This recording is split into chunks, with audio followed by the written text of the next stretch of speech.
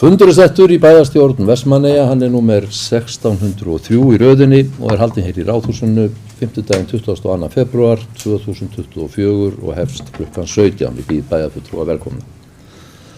Á dagskrá fundarins eru 14 mál og þau eru þessi: 1. Umræða samgöngumál, 2. Þjóðlendukröfur Íslenska ríkisins, Vestmannaeyjar,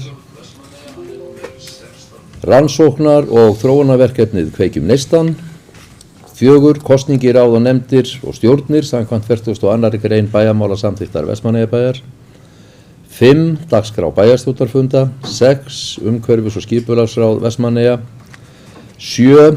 Bæjarráð Vestmannaeyja, fundur 3209, fyrir fundurinn sem ég nefndi var númer 396, 8. Framkvæmda- og hafnaráð Vestmannaeyja, fundur númer 300, 9. Fræðsluráð Vestmannaeyja, fundur 381, 10. Umhverfis- og skipulagsráð Vestmannaeyja, fundur 397, fjölskyldu- og tómstundaráð Vestmannaeyja 11. dagskrárliður, fundur 301, númer 12. Bæjarráð Vestmannaeyja, fundur númer 3210, 13. dagskrármálið framkvæmda- og hafnaráð Vestmannaeyja, fundur númer 301 og 14. dagskrármálið framkvæmda- og hafnaráð Vestmannaeyja, fundur númer 302. Og þá göngum við til dagskrár og tökum fyrir fyrsta dagskrármálið sem umræða samgöngumál. Íris Róbersdóttir, gjörðu svo vel.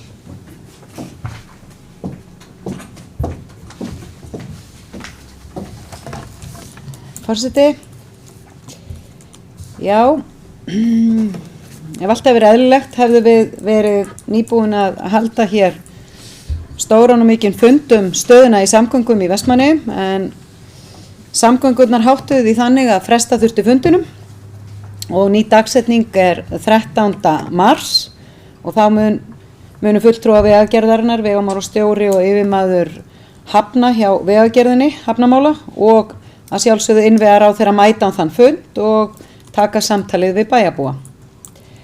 En mig langar aðeins að víkja talinu að fluginu. Við höfum verið með mjög skertar flugsamgöngur frá því í seinnipartinn í desember og flugið var boðið út þá samhliða Húsavíkurflugi og flugfélagið Ernir fékk báða þessa leggi. Þetta voru 4 ferðir hérna til Vestmannaeyja og við höfum kallað það flugdagana, þriðjudagana, því þá flogið fram og tilbaka og þá koma allir þeir sem þurfa að koma úr Reykjavík og heimsækja okkur. En þessi samningur hann var út febrúar og út febrúar, en var með framlíkingar ákvæði með tvisvarsinnum 2 vikum, sem sagt út mars. En nú staðan þannig að flugfélagið Ernir sem með báðar þessar leiðir, bæði Húsavík og Vestmannaeyjar, komið upp í svokallað þak á því hversu mikið má greiða einu félagi þegar ekki boðið út á Evrópska efnahagssvæðinu. Og þar af leiðandi, þrátt fyrir vilja í ráðuneytinu, þá getur Vegagerðin ekki framlengt á nýs útboðs samningana út mars á báðum þessum leiðum. Og ég fékk að vita það nú í morgun að Vegagerðin í verðkönnun nýrri, það sem Ernir geta ekki tekið þátt, en þeir reka líka mýflug, þannig þeir reka þau saman.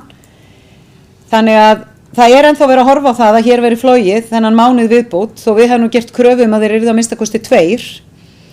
En í samningnum sem búið var að gera, útboðinu sem búið var að gera, þá var verið að tala að minnsta kosti að væri þá hægt að samkvæmt honum að fljúga út mars. Og nú staðan þannig að það, samkvæmt upplýsingum á Vegagerðinni, ætla þeir að leggja allt á sig til þess að rof verði ekki í þjónustunni, en auðvitað verið að bjóða út þjónustuna aftur. En það á bara að gefa sér 3 daga í það, það bara búið að hringja og viðkomandi aðilar eru beðnir að leggja inn tilboð og þá að reyna að vinna hratt og vel úr því, að því það var búið að tryggja fjármagn í þetta og þess vegna auðvitað ansi súrt að þetta sé ekki bara eins og var í fyrra þegar við vorum í þessum aðstæðum, þá var önnur framlengingi notuð og þá var það bara 1 símtal í ráðuneyti og það var klárað. En núna virðist leiðin vera flóknari og það vegna þess að Ernir þyrftu að borga tilbaka ef þeir færu yfir þakið. Og það nú verið að koma í veg fyrir það að þeir þurfa ekki að endurgreiða styrk sem þeir fengu til að halda upp í flugi. En við höfum samt sem áður verið í miklum samskiptum í rauninni frá því áramót við ráðuneytið vegna þess að við vildum auðvitað láta fjölga hérna flugferðum. Verandi búin að fara í gegnum gríðarlega erfiðan vetur með mjög erfiðum samgöngum í Landeyjahöfn og núna síðast 24. janúar sendi ég á ráðherra og óskaði eftir fleiri ferðum, bara í ljósi þess hvernig staðan væri, og það svona var alltaf verið að skoða það og verið að skoða það, og við tókum það inn í bæjar og síðast, það var ennþá verið að skoða það, og þetta var þau svör sem ég fékk í morgun. En einnig höfum við óskað eftir því að formlegri stöðu á útboði á ríkisstyrktu flugi til Eyja.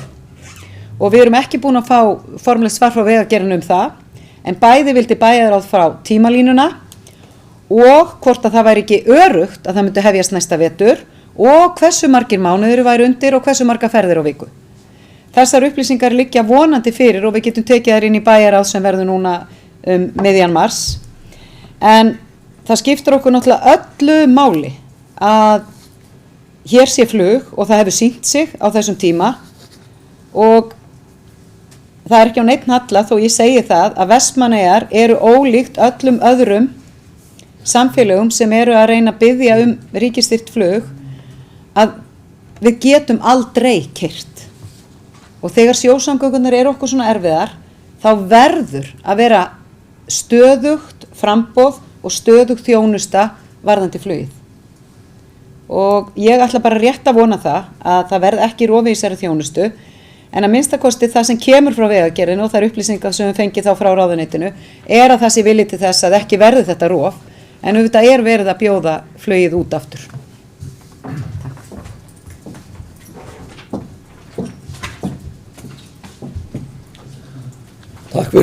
Takk fyrir þetta. Áður en ég gef orðið laust þá ætla ég að lesa eftirfarandi innbókun þetta mál. Næstu mánaðamót rennur út samningur Vegagerðarinnar við flugfélagið Erni áætlunarflug til Vestmannaeyja. Ný verðkönnun stendur yfir þar sem ekki var hægt að framlengja við Erni vegna reglna hámarksgreiðslur sem eiga við þetta tímabundna flug. Samkvæmt upplýsingum frá Vegagerðinni verður allt gert til þess að ekki verði rof á þjónustunni og flogið verður út mars. Bæjaryfirvöld hafa margsinnis á undanförnum vikum óskað eftir því að flugferðum verði fjölgað og flugtímabili lengt í ljósi þess hversu erfiðar samgöngur eru í Landeyjahöfn. Orðið er laust þetta mál. Hildur Sólveig Sigurðardóttir, gjörðu svo.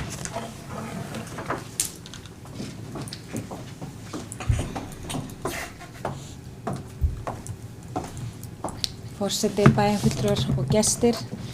Já, það er auðvitað ánægjulegt að það sé vilji innan ráðuneytisins að framlengja þessu þó takmarkaða flugi sem við höfum.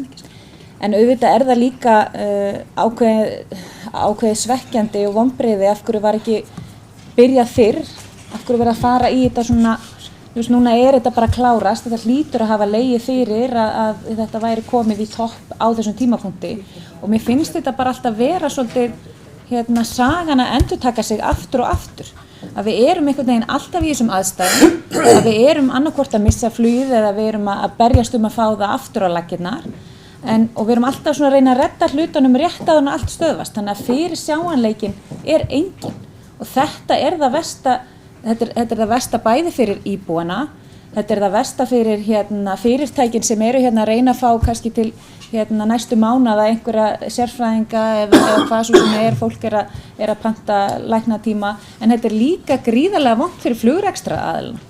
Þá sem eru að fara þjónusta til framtíðar að eiga allt í einu eitthvað að fara að redda hinum og þessum vélum að því að ríkið er bara ekki búið að svona einhvern veginn að koma sér í fastari skorður.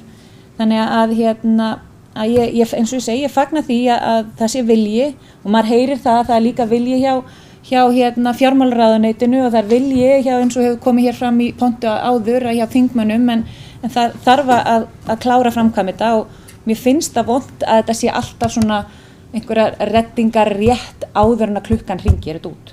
Þannig að það þarf að breytast og það er eins gott að það verði staðið við að þetta verði ekki svona næsta haust. Takk. Takk fyrir þetta, Hildur Sólveig. Vilja fleiri tjá sig þetta mál? Svo er ekki og þá les ég hér sameiginlega bókun bæjarstjórnar. Bæjarstjórnin fer fram á það við innviðaráðherra að allt verði gert til að tryggja áframhaldandi áætlunarflug til Vestmannaeyja. Bæjarstjórn treystir á að þingmenn kjördæmisins fylgi þeirri kröfu fast eftir. Og þá tökum við fyrir annað mál á dagskrá sem eru þjóðlendukröfur ríkisins, Vestmannaeyjar. Íris Róbersdóttir, gjörðu svo.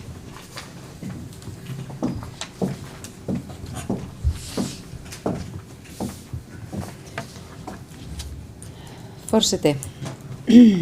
Já, við tilheyrum svokölluðu svæði 12.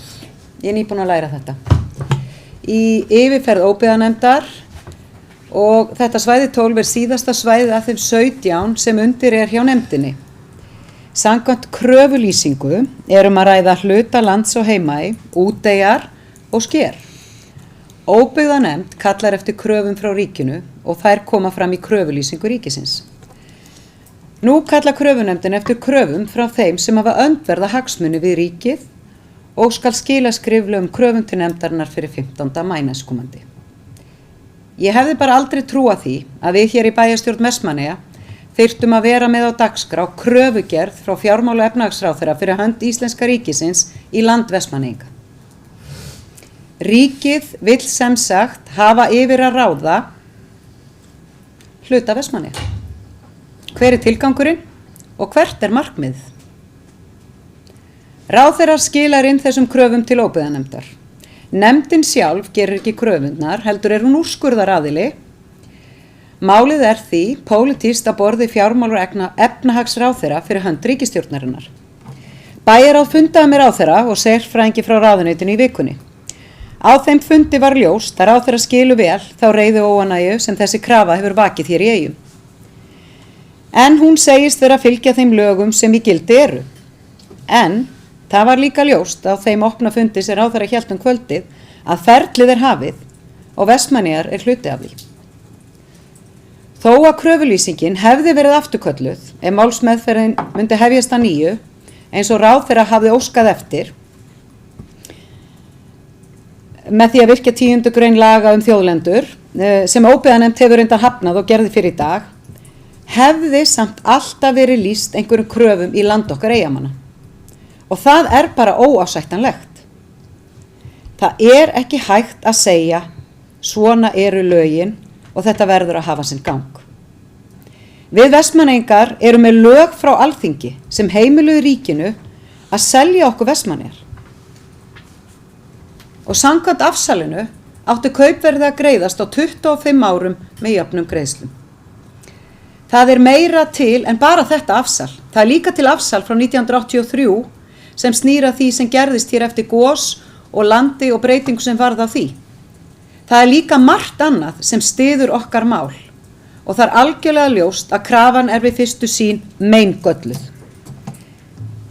Ég, ásamt fleiri bæjarstjórum, vítt og breitt landið, höfum óskað eftir því við samband íslenskra sveitafélaga að boða verði til fundað með þeim sveitafélögum sem partur eru að kröfu á svæði 12.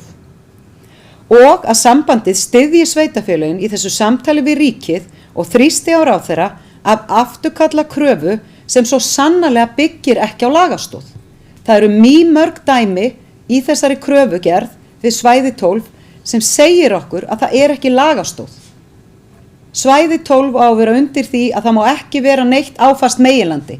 Það eru fleiri eyjar sem er gert kröfu sem er ekki búin að vera eyjar í áratugi. Við erum með afsal sem er ekki inn í kröfugerðinni.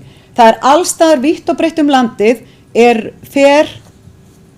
fara þeir sem gera kröfuna fyrir hönd ríkisins, fyrir hönd fjármálaráðherra, langt út fyrir valdmörk og ramma lagana.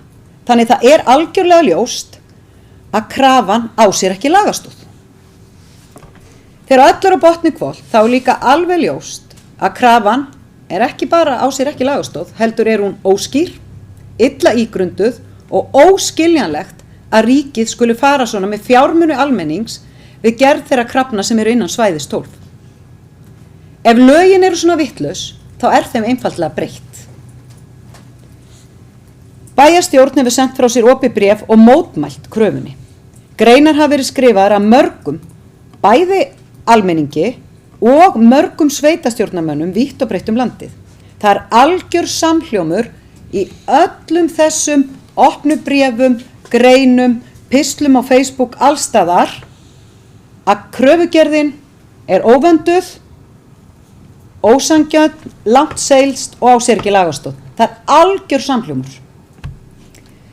Og mig langar að fá að grípa niður í einn pistil með leyfi forseta. Þetta eru orð Ingibjargar Isaksen sem er þingflokksformaður Framsóknar og hún skrifaði pistil á Facebook.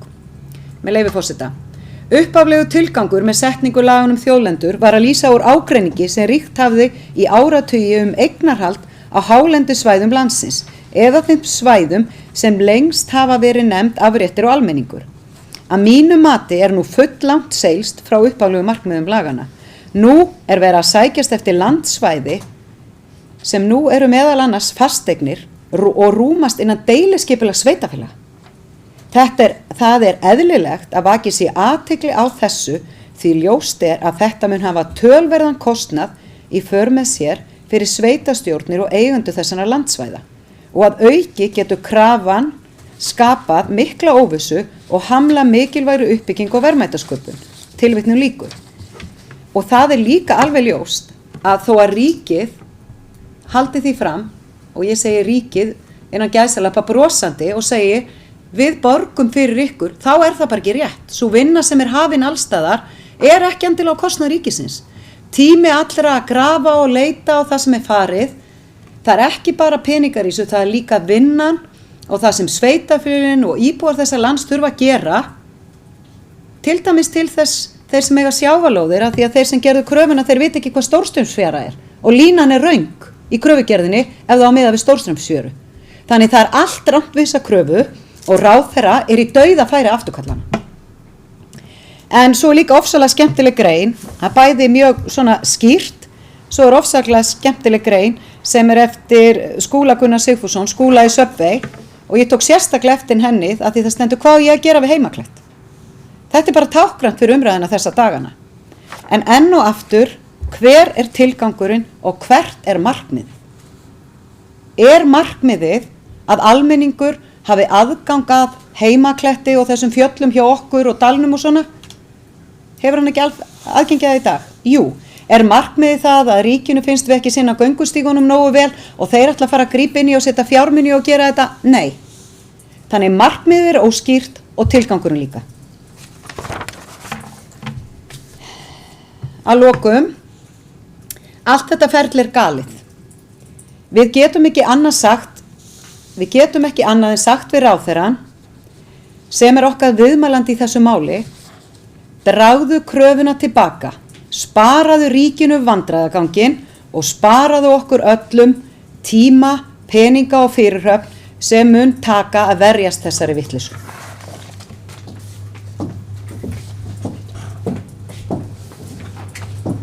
Takk fyrir þetta. Áður en ég gef orðið laust þá les ég þessa einbókun. Fjármála- og efnahagsráðherra fyrir hönd Íslenska ríkisins lýsti þann 2. febrúar síðastliðnum kröfum lönd í Vestmannaeyjum. Samkvæmt kröfulýsingu er að ræða hluta lands á Heimaey, Úteyjar og Sker. Óbyggðanefnd kallaði eftir kröfum frá ríkinu og koma þær fram í kröfulýsingu ríkisins. Nefndin kallar nú eftir kröfum frá þeim sem hafa öndverða hagsmuni við ríkið og skal skila skriflegum kröfum til nefndarinnar fyrir 15. maí næstkomandi. Bæjarstjórn hefur sendt fjármála- og efnahagsráðherra opið bréf og mótmælt kröfulýsingunni. Bæjarráð hefur fundað með ráðherranum og komið sjónarmiðum Vestmannaeyjabæjar varðandi óréttmæti kröfugerðarinnar skýrt á framfæri. Ráðherra óskaði eftir að óbyggðanefnd myndi hefja málsmeðferð að nýju, þeirri ósk hefur nú verið hafnað. Orðið er laust þetta mál. Eyþór Harðarson, gjörðu svo vel.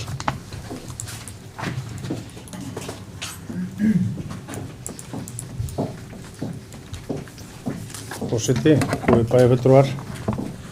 Já, þetta er ekki skemmtilegt mál sem að kom inn á borð til okkar í síðustu viku eða fyrir viku 10 dögum. Og maður getur sagt að á öllu á maður von í baslinu hérna hjá okkur í Eyjum að þyrfti þetta til að bæta á það. Svona miðað við hvernig, og í janúar eða febrúar þá er þetta enn verri tímasetning svona þegar að samgöngunar eru í lamasessi. Þá erum við á barmi taugaáfalls. Þannig að þetta fór illa í okkur eðlilega og fyrstu viðbrögð þegar maður las þetta þá hugsaði maður þetta nú bara ykkur mistök. Þetta getur ekki átt við.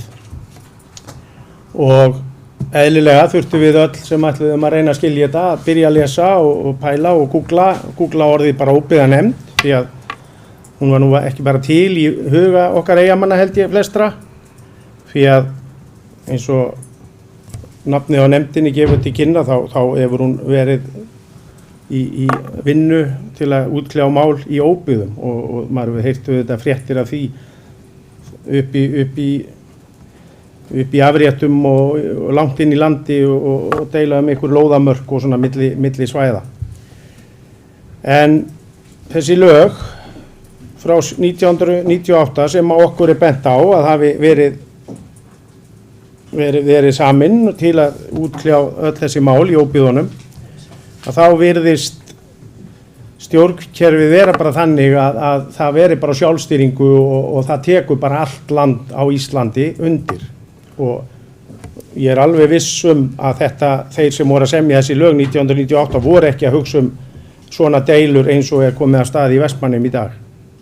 En lögin segja þetta, þá ekki að skilja neitt undan.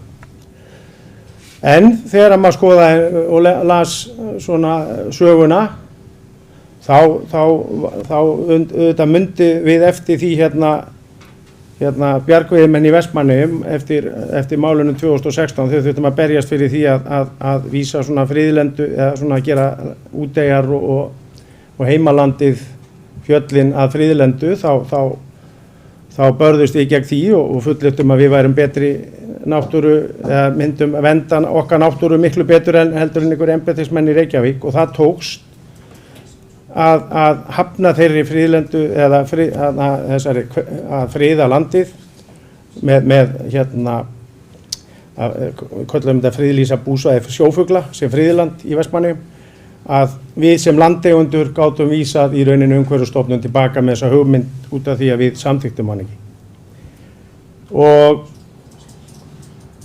Og þá var nú rifjað upp afsalið frá 1960 þegar að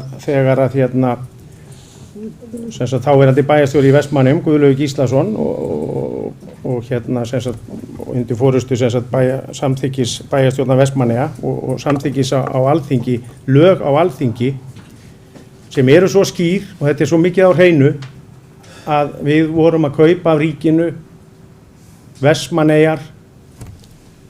Vestmannaeyja kaupstaður var að kaupa allar Vestmannaeyjar af ríkinu sem ríkið átti. Að landi sem ríkið átti í Vestmannum og það datt engum í huga ríkið ætti ekki ykkur hluta af Vestmannum á þessum og bara og aldrei hefur nokkur maður efast það og heimildir sína þetta svart á hvítu í okkar huga en svo virðist vera bara ykkur óbyggðalög. Það hægt að byrja að karpa þetta að þetta sé allt saman spurning sem þarf að fara í gegnum í gegnum dómstóla eða í gegnum óbyggðanefnd og lýsa svona og svo lýst svona kröfu og það þarf það verður ekkert annað en lögformlegt ferli sem að mun afgreiða þetta á endanum sem tekur mörg ár og því miður þá er maður að fara að hafa svona trú á því að þetta verða einmitt svoleiðis mál sem að mun kosta ríkið ykkur óhemju fé þar sem að lögfræðingar skrifa þvílíkar greinarnar eða varnirnar á fætur annari til þess að á endanum væntanlega eftir ykkur ár að finna það út að við áttum Vestmannaeyjar. Því að ég mun aldrei ímynda mér að niðurstaðan verði neitt önnur og að skuli ekki vera til ykkur nefnd í samfélaginu sem svona geti heiti common sense nefndin sem geti bara hreinlega stoppað svona dellur. En það bara ekki til, lögfræðingarnir og ráðherrar eru búin að segja okkur það. Þannig og ekki ætlast maður til að ráðherra brjóti lög. Það fer maður ekki fram á, en maður svona, hálf sorgmættur yfir því að við skulum þurfa að vera að karpa þetta.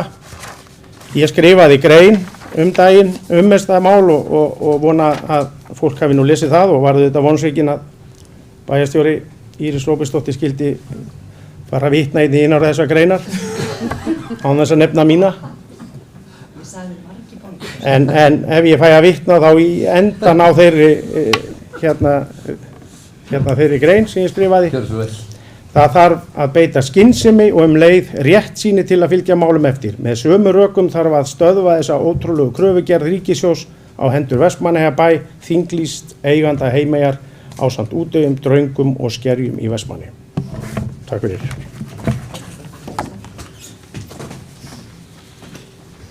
Takk fyrir þetta, Eyþór. Njáll, gjörðu svo vel, Ragnarsson.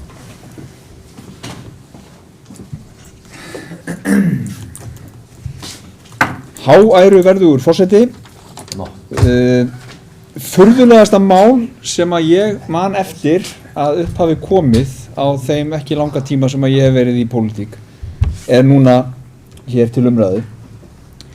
Og þetta svo galið, finnst manni, eins og hér hefur verið rakið svo sem, að þetta minnir mig einna helst á kvikmynd eða einhvern farsa eftir Monty Python. Life of Brian kom upp í hugan þegar ég var að velta þessu fyrir mér. Það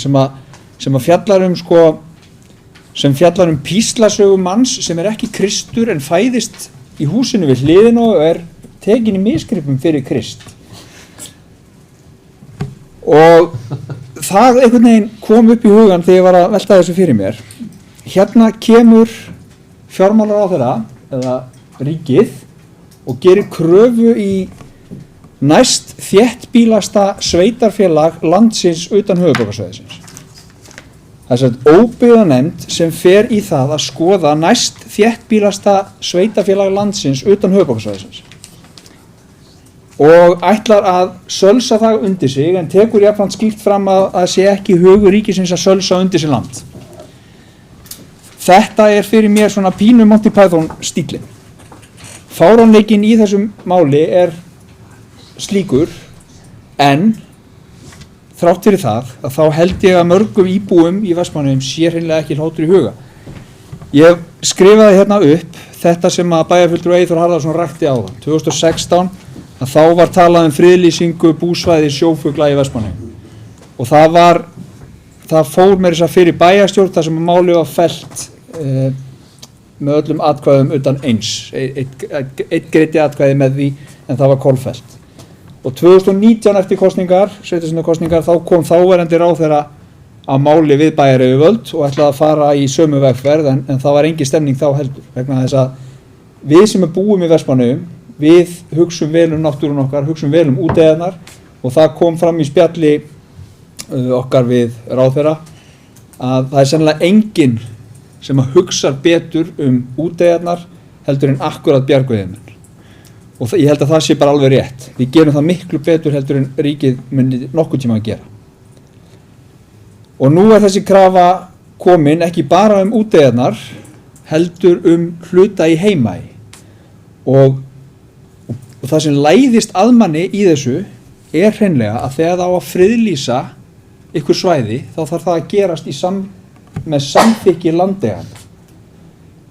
Og þess vegna hlýtur að læðast að manni einhver grunur það að mögulega sé hér ríkið að eignast þetta land til þess að geta komið ykkur í friðlýsingu og maður alveg komin í hring í allri vitleysu, hreinlega.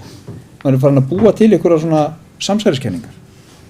En hluta Heimaey skal það vera, Herjólfsdalur og Dalfjallið, Heimaklettur, Stórhöfði, Nýja Hraunið vegna þess að það nýtt land, vegna þess að það kom einhvern veginn upp úr jörðinni eftir að samningurinn og afsalið var gert 1960. Það ekki hægt að skálda þessa vitleysu. Næst fjölmennasta sveitarfélag landsins, næst þéttbýlasta sveitarfélag landsins utan höfuðborgarsvæðisins til skoðunar hjá óbyggðanefnd og eins og bæjarstjórn spurði réttilega í sameiginlegri grein sem einstakt í rauninni út af fyrir sig hver ætli tilgangurinn í ósköpunum sé með þessu.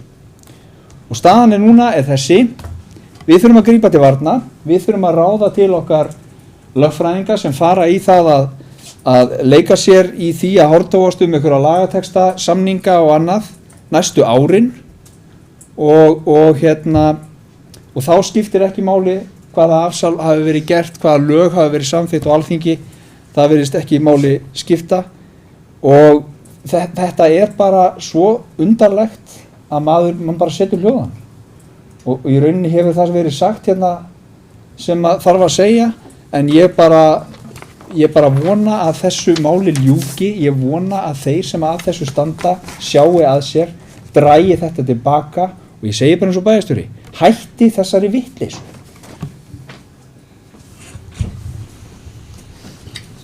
Takk fyrir þetta Njáll. Gísli Stefánsson, gjörðu svo vel, Hildur þar á eftir.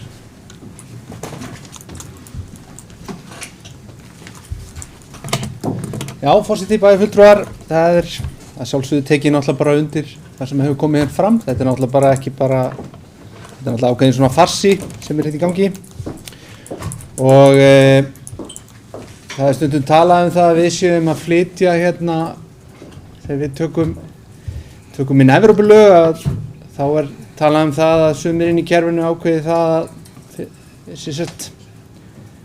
einir og sér að hlaða utan á þau lög og mér finnst þetta heima því sama.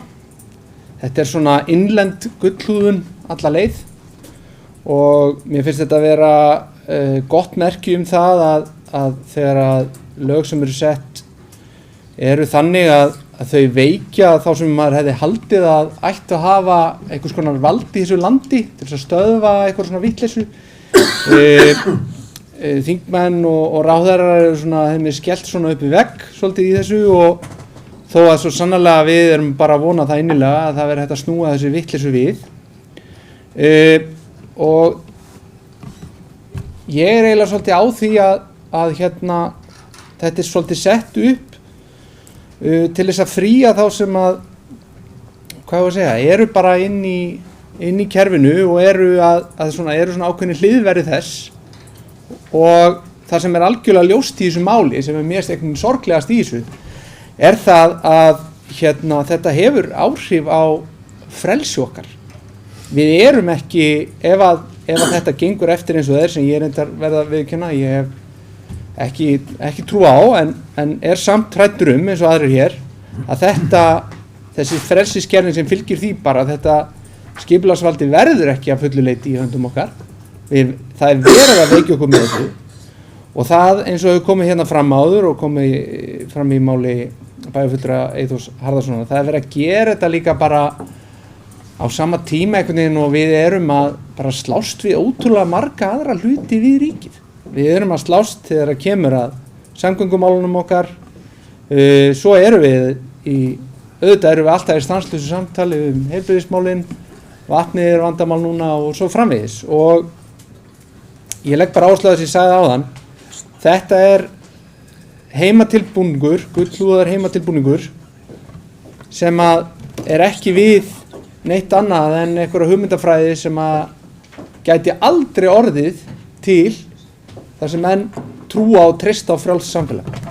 Takk. Takk fyrir þetta, Gísli Stefánsson, Hildur Sólveig Sigurðardóttir, gjörðu svo vel.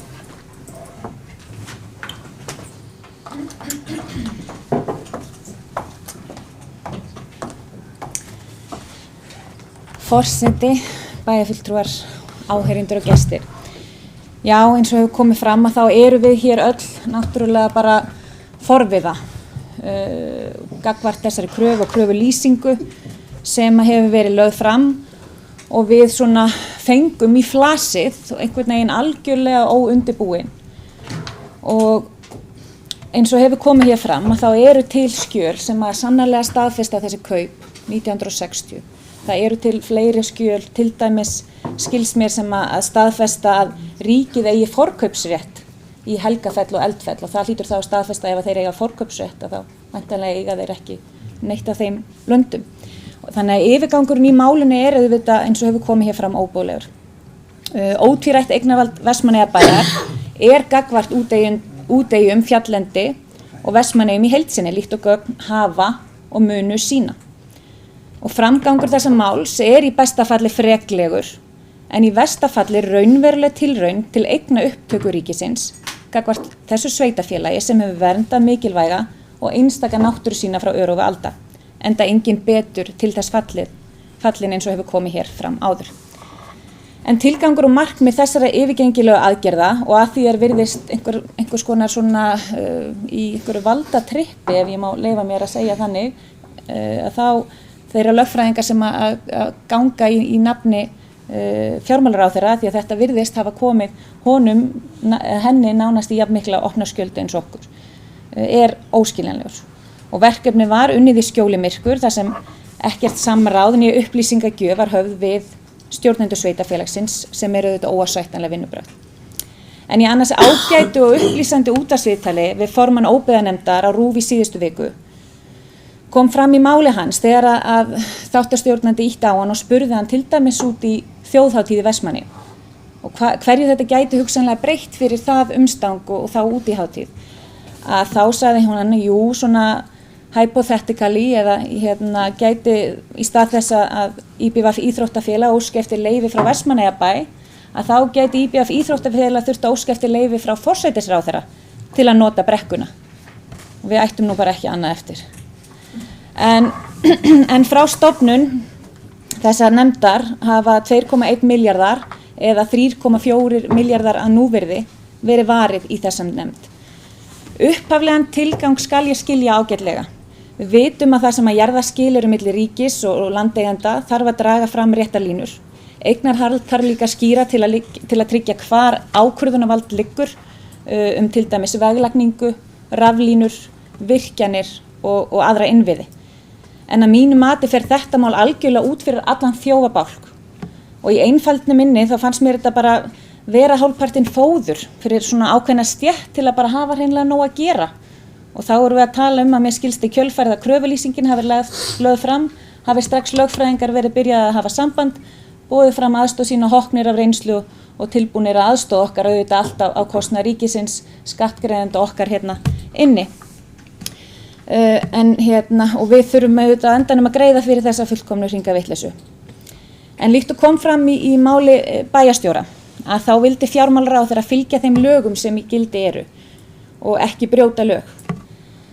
Og ef við tölum þessi lög þjóðlendur sem voru sett á stofn af Davíð Oddssyni á sínum tíma og breytt síðast 2020 þar sem þessari 5. grein úteyjar og skerur bættin, að þá væri það forvitnilegt að heyra hvernig umræðan var og hvernig þetta var hugsað. Og við búum svo vel í bæjarstjórn að fyrrverandi þingmaður bæjarfulltrúi Páll Magnússon fjallaði þessi lög og var formaður allsherjar- og menntamálanefndar og fékk lögin til sín þar sem átti sérstaklega að fjalla þessa 5. grein og þá breytingu sem fjallar einmitt úteyjar og sker. Og ég myndi bara vilja spyrja hann, hvernig voru umræðar innan Amen þegar þessi grein var rædd? Og var þetta uppákoma sem að menn sáu fyrir sér að yrði í ljósi fyrri ágreininga þessa nefnd og svona jarðaskipti? Þannig að það væri bara forvitnilegt. Ég get bara ekki ímyndað mér að hann hefði samþykkt þetta vitandi í hvaða vitleysu við erum að standa í dag. En í nefndarálitinu segir líka, og það er kannski svolítið forvitnilegt, að þessari breytingur ætlaði að vera til hagræðingar fyrir óbyggðanefnd og rétthafa, þar sem fjöldi eigi að skerja, með leyfi forseta, þar sem fjöldi eigi að skerja Dranga, Hólma og fleira sem nefnd eru landsvæði utan strandlengju meginlands, töluverður, auk þess sem þeir aðilar sem í upphafi vekja athygli á réttindum sínum þurfa eftir atvikum ekki að sæta viða meiri málsmeðferð. Þannig að ég myndi kannski svolítið vilja að vita hvaða skilning hann leggur í það. En Njáll talaði bæjarfulltrúi Njáll Ragnarsson talaði fyrir samsæriskenningar og ég viðurkenni það að ég fikk algjörlega svipu hugrenningatengsl og tilfinningu að það væri verið að gera kröfu í land sem við erum búin að vera þráast við að friðlýsa og annað slíkt. Og hvað þá að vera að gera kröfu í land þar sem ein langstærsta einstaka framkvæmd hafin hér í Viðlagafjöru og ég skil vel ónot þeirra eigenda að standa frammi fyrir þessu bulli þar sem að þeir hafi í góðri trú farið að framkvæma í eina mestu atvinnuuppbyggingu í Vestmannaeyjum hinn seinni ár. Bæjarfulltrúi Njáll Ragnarsson talaði Monty Python. Ég sé aftur fyrir mér myndina Braveheart og ég sé fyrir mér Eyjamenn gráa fyrir járnum við höfnina áður en að menn ætla að fara að slá niður einhverjum ríkisfánum. En við höfum séð það ítrekað að það að missa forræði yfir okkar málum verður þeim sjaldnast til bóta. Við erum best til þess fallin að hugsa náttúruna hér í kring, en það virðist þessi gífurlega söguöflun sem í þessari kröfulýsingu og hefur eflaust kostað dágóðan lögfræðitaksta á hverja klukkustund. Þá vinnu hefði verið afar hægt vik að fá frá okkar góða starfsfólki hér á Sagnheimum og öðrum sögufróðum eyjamönnum sem þekkja bæði söguna og stjórnsýsluna og sögu eignarhalds Vestmannaeyja betur en margur annar, og hvað þá óbreyttir nefndarmenn og óbyggðanefndar með allri virðingu fyrir þeirra störfum og persónum.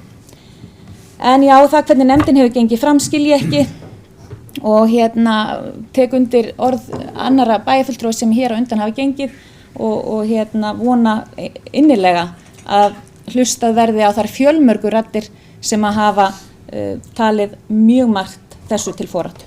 Takk fyrir. Takk fyrir þetta, Hildur, og með leyfi varaforseta ætla ég að gefa sjálfur mér orðið. Mér ljúft að svara fyrst þessari spurningu sem var beint til mín hér hjá síðasta ræðumanni, sem snýra því þegar ég var í formaður allsherjarnefndar árið 2020 þegar þessum lögum var breytt eða þessi lög komu til umfjöllunar, sem voru reyndar ekki síst þær breytingar sem fólust í þeirri grein sem gaf óbyggðanefnd heimild og ráðherra til að hafa annað vinnulag, það vinnulag sem ráðherra óskaði nú eftir og var hafnað af óbyggðanefnd.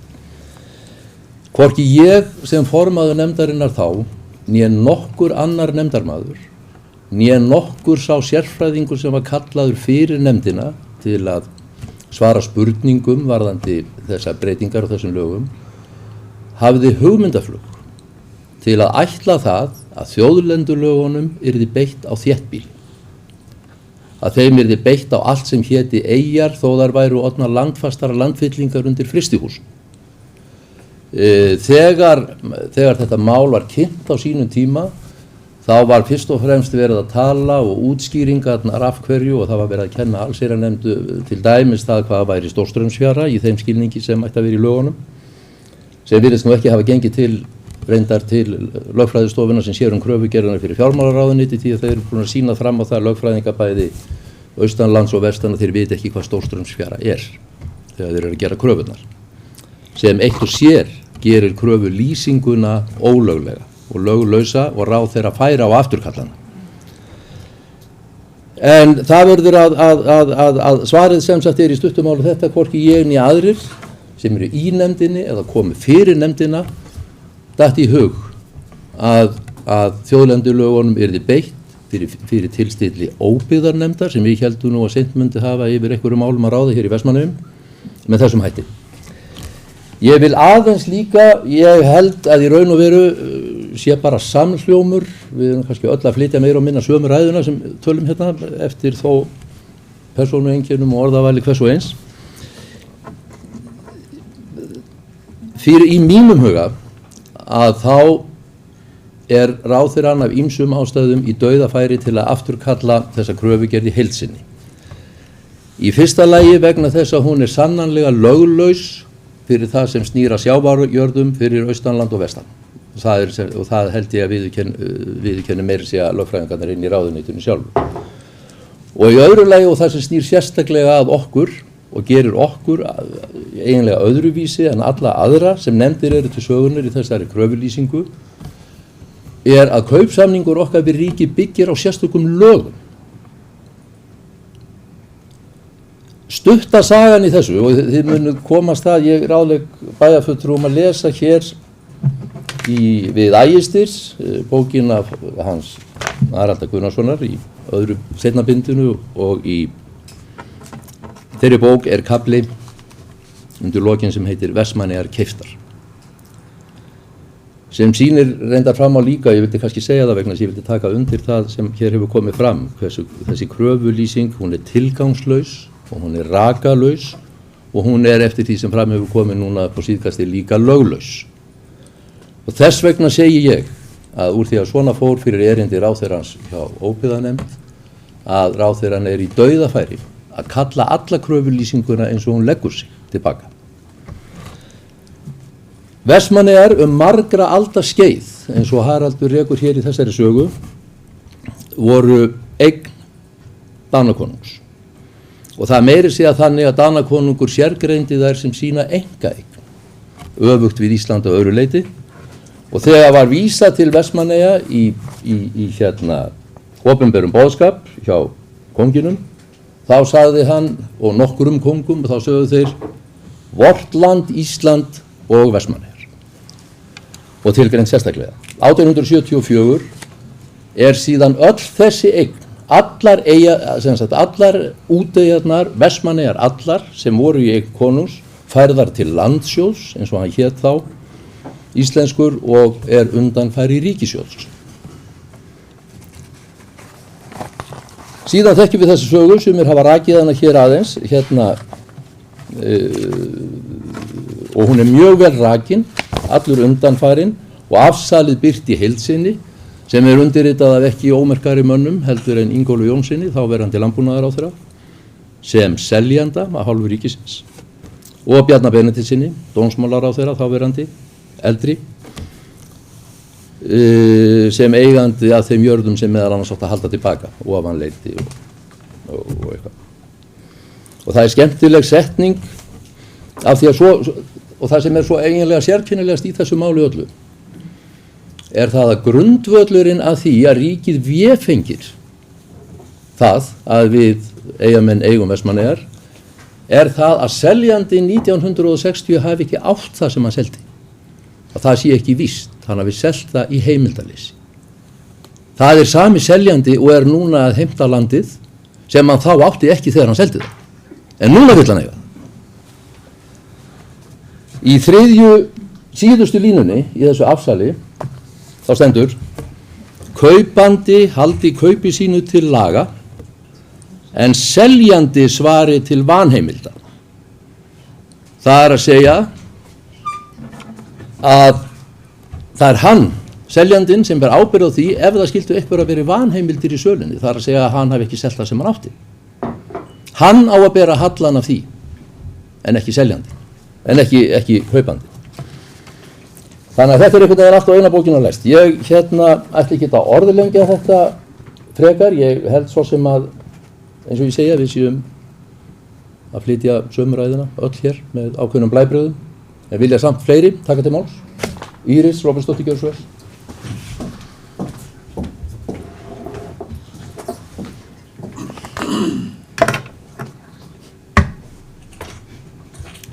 Forseti, ég er alveg sammála því að við erum að tala hérna einni röddu. Við erum samt aðeins að trufla með pínulítið, að við flækjum aðeins svona fram og tilbaka, óbyggðanefnd, ráðherra, kröfulýsingin. Ég skrifaði hérna niður að var verið að tala um að nefndin ætti að, það kom hérna í ræðu hjá bæjarfulltrúa Hildur Sólveig áðan og var að tala um hvað óbyggðanefnd væri búin að gera og óbyggðanefnd í þessu óbyggðanefnd er úrskurðaraðili. Óbyggðanefnd er ekki hún á enga aðkomu að kröfu ríkisins á þessu stigi. Óbyggðanefnd skilgreinir svæði sem á að fara yfir, en það kom aðeins og nefndin, óbyggðanefndin er ekkert byrjuð að vinna. Og það var nú reynd að tala um 5. grein í náðan, en til 10. grein sem er það sem að ráðherra var að biðja um að óbyggðanefnd myndi virkja. Og það var verið að tala um það að þá væri hægt að sortera eitthvað úr áður, og það var reynt að setja það inn til þess að einfalda prósessin, en óbyggðanefnd var ekki sammála því að myndi einfalda prósessin og ekki heldur þjóðskjalasafnið sem var síðasti rökstuðningur sem að Bjarni Benediktsson ráðherra fékk tilbaka þegar hann óskaði eftir því. En auðvitað skilur maður það sem að er að því að lagið, þessi lög, þau eru þess eðlis að það má ekki hjálpa, eða þjóðskjalasafn má ekki byrja að safna gögnum fyrir en krafa ríkisins og mótkrafa aðilana sem ríkið gerur kröfu í, þá má hún safna gögnum. Þannig að þjóðskjalasafnið, sem á örugglega fleiri gögn heldur en þessi lögfræðingar eru með, sem vinna sannarlega fyrir hönd fjármála- og efnahagsráðuneytisins. Sama lögfræðiskrifstofan hefur að minnsta kosti verið með í 10 ár, Hún er sannarlega í umboði fjármálaráðuneytisins og það trufla mig pínu lítið að sagt þetta sé á sjálfstýringu ekki tækt að gera. Það er auðvitað ekki rétt. Pólitískt vald er pólitískt vald og það er alveg á hreinu að það er pólitíkin, það er engin embættismaður sem ákveður að senda kröfu á Vestmannaeyjabæ. En vinnulagið sem virðist að vera orðið í ráðuneytinu er að það flæði fram hjá ráðherranum. En það sem er auðvitað bara gríðarlega mikilvægt að það sé gert og ekki bara í þessu máli er að engin embættismaður getur ákveðið að gera kröfu fyrir hönd ríkisins og sá sem er kröfuaðili hann ypptir bara öxlum og segir ég hef ekki séð þetta. Það er náttúrulega engum boðlegt. Þetta er ekki stjórnsýsla sem er boðleg sko. Og ráðherran er sammála því. En þetta getur ekki verið svona en ráðherran því miður hennar vegna því ég algjörlega trúi því hún hafi ekki séð þetta. Hún getur ekki sagt sér frá kröfunni. Hún ber ábyrgð á henni fyrir hönd ríkisins. Og þess vegna eigum við ekki að láta segja óbyggðanefnd ber ábyrgð á kröfunni. Óbyggðanefnd ber ábyrgð á því að skipuleggja vinnulagið, búa til ramman og er sjálfstæð úrskurðarnefnd. Óbyggðanefnd gerir engar kröfur nema. Man er búin að læra vinslega undanfarna daga. Ef að óbyggðanefnd finnst ríkið ekki hafa gert nógu miklar kröfur, þá getur óbyggðanefnd sagt við fjármálaráðherra þið verðið að skoða þetta aftur þennan og þennan stað. Þeir geta gert það, en þeir gera það ekki á þessu stigi. En Eyþór Harðarson, greinin þín var góð og bara mér til varnar þá var ég búin að hrósa honum í SMS-i fyrir greinina, bara svo það sé sagt hér í pontu. Að því þetta er mikilvægt að halda þessu til haga, þetta skiptir okkur máli og ég ætla hérna að fá að lesa aftur með leyfi forseta, þegar maður les texta annars staðar frá. Kaupandi haldi sínu til laga en seljandi svari til vanheimilda.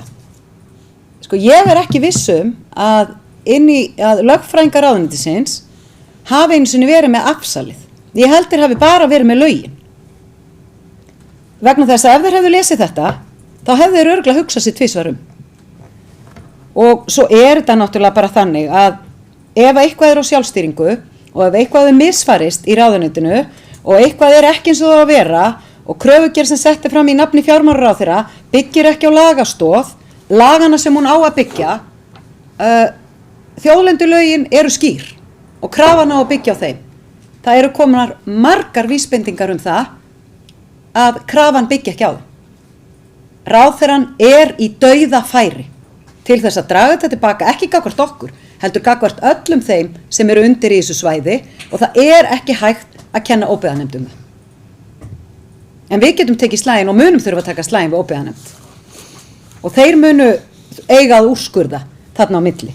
En bara svo það sé sagt að við séum í alvörunni á þessum stað 2024 að það sé verið að borga fleiri 100 milljónir á ári til þess að hægt sé að reyna að sanna það að einhver eyja sem er ekki eyja, sem búa frystihús á síðan 1970, við erum komin út fyrir allt. Að við séum ekki með nógu sterk gögn til þess að við eigum heima í, ég bara gangi ríkinu vel ef þeir eiga að fara að endurgreiða okkur allt sem við borguðum á nafnvirði í dag. Þetta er bara, þú veist, þetta er komið út fyrir öll mörk, þetta er vitleysa, en málið er samt á borði ráðherra. Og það er bara mikilvægt að við höldum ráðherra við efnið og styðjum hana í því að stíga út úr þessu máli, að því þetta mál er vitleysa frá upphafi til enda. Takk fyrir þetta. Vilja fleiri Hildur Sólveig Sigurðardóttir, gjörðu svo vel.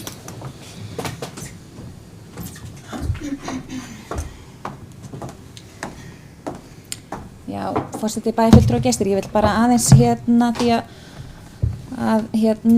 bæjarstjóri var aðeins að vitna þarna í eitthvað úr ræðu minni sem hefur eitthvað miskilist af því að þegar ég var að ræða 5. greinina að þá var það upphaflegu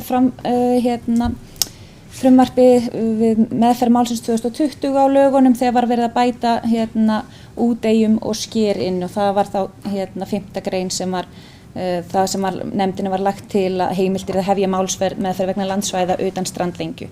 Þannig að það er svo 5. grein sem ég var að vísa í og svo þegar að vissulega er þetta klárlega skrifað og er það, ég held að sé engin vafi á því að þetta er kröfulýsinginu auðvitað og það er engin held ég að reyna að draga það í efa er á vegum fjármála og efnahagsráðherra og er gerð í hennar nafni En það, ef maður les samt hérna alveg út til enda í kröfulýsingunni, þá kemur Reykjavík og dagsetning fyrir hönd fjármála- og efnahagsráðherra vegna Íslenska ríkisins og undir það ritar Edda Björk Andradóttir lögmaður og fyrir neðan það kemur óbyggðanefnd Borgartúni 29. Þannig að það að segja óbyggðanefnd komi kannski ekkit að þessu er kannski ekkit alveg hægt að segja hérna stétt og fellt en sannarlega allavega þessi störf lögfræðinga í umboði fjármálaráðherra besta falli vafasum. Takk fyrir þetta, Gísli Stefánsson, gjörðu svo vel.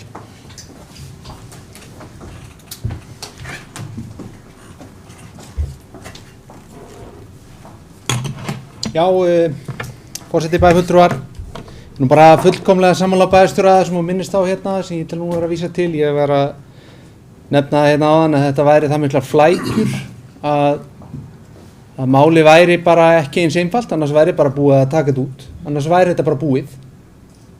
En það alveg ljóst að það ekki svo einfalt og það sem ég var að vísa í hérna áðan og það rétt, það þarf að halda ráðherra við efni og það erum við sannarlega búin að gera, allir bæjarfulltrúar hér og við bæjarfulltrúar Sjálfstæðisflokksins áttum aukalega fundi með henni líka þegar hún kom hérna heimsækja okkur og þetta var bara þjarmað á þetta mál og svörin sem hún gaf, kannski vegna þess að þetta kemur bæði aftan að henni og mjög svona vítt mál, voru eðlilega ekki kannski draumasvörin sem við vildum fá og þess vegna viljum við náttúrulega og henni verður klálega haldið við efnið hvað það varðar. En það sem ég var að vísi hérna áðan einmitt þetta bara ekki eins einfalt og við sjáum augljóst að þetta ætti að vera og það vegna þess að kerfið orðið allt of flækt og það bara byggir á því. Það var það sem ég var að vísi hérna áðan. Takk. Takk fyrir þetta, Gísli. Vilja fleiri tjá sig þetta mál? Svo ekki, þá umræðu þá lokið og ég les hér sameiginlega bókun bæjarstjórnar málið. Bæjarstjórn skorar á fjármála- og efnahagsráðherra að draga tilbaka kröfugerðina á hendur Vestmannaeyjabæ. Eignarhald Vestmannaeyjabæjar gagnvart heimalandinu og úteyjum í heild sinni ótvírætt og stutt óyggjandi gögnum. Sérstök lög voru sett árið 1960 sölu ríkisins á öllu landi í Vestmannaeyjum til Vestmannaeyjakaupstaðar. Á grundvelli lagana seldi ríkið Vestmannaeyjar í heild sinni til Vestmannaeyjabæjar og var gefið út afsal þar að lútandi og því þinglýst. Það fráleitt að kröfugerð ríkisins nú byggist á því að vefengja heimildir sama ríkisvalds til að selja og afsala Vestmannaeyjabæ öllu landi í Vestmannaeyjum. Kröfulýsingin var unnin án samráðs eða upplýsingagjafar við stjórnendur sveitarfélagsins sem óásættanleg vinnubrögð. Það afar mikilvægt að þetta mál sé hafið yfir pólitískar þrætur og einvörðungu unnið með hagsmuni eyjamanna að leiðarljósi. Bæjarstjórn fer fram á það að þingmenn kjördæmisins styðji það með ráðum og dáð að þessi óréttmæta kröfugerð ríkisins verði dregin til baka. Þá tekið fyrir þriðja mál á dagskrá, rannsóknar- og þróunarverkefnið Kveikjum neistan. Anna Rós Hallgrímsdóttir, skólastjóri Grunnskóla Vestmannaeyja, kynnir stöðu verkefnisins en nú í febrúar 3 ár liðin frá undirskrift að hefja þessa vegferð. Anna Rós, gjörðu svo vel.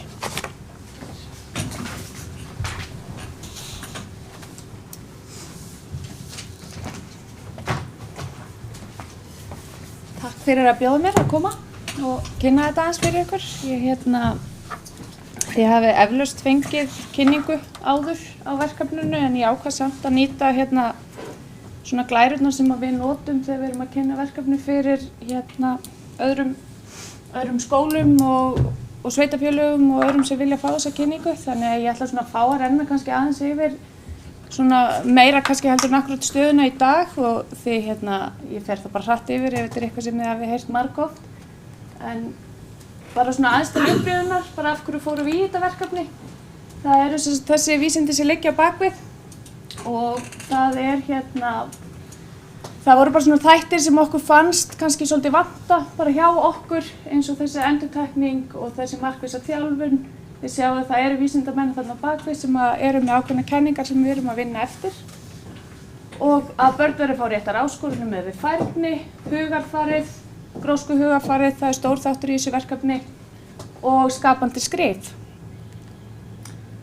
Þetta eru lyklarnir áherslunar sem við erum að fara eftir, markmiðin, það er lestur, stærðfræði, náttúrufræði, hreyfing og áhugahvöt.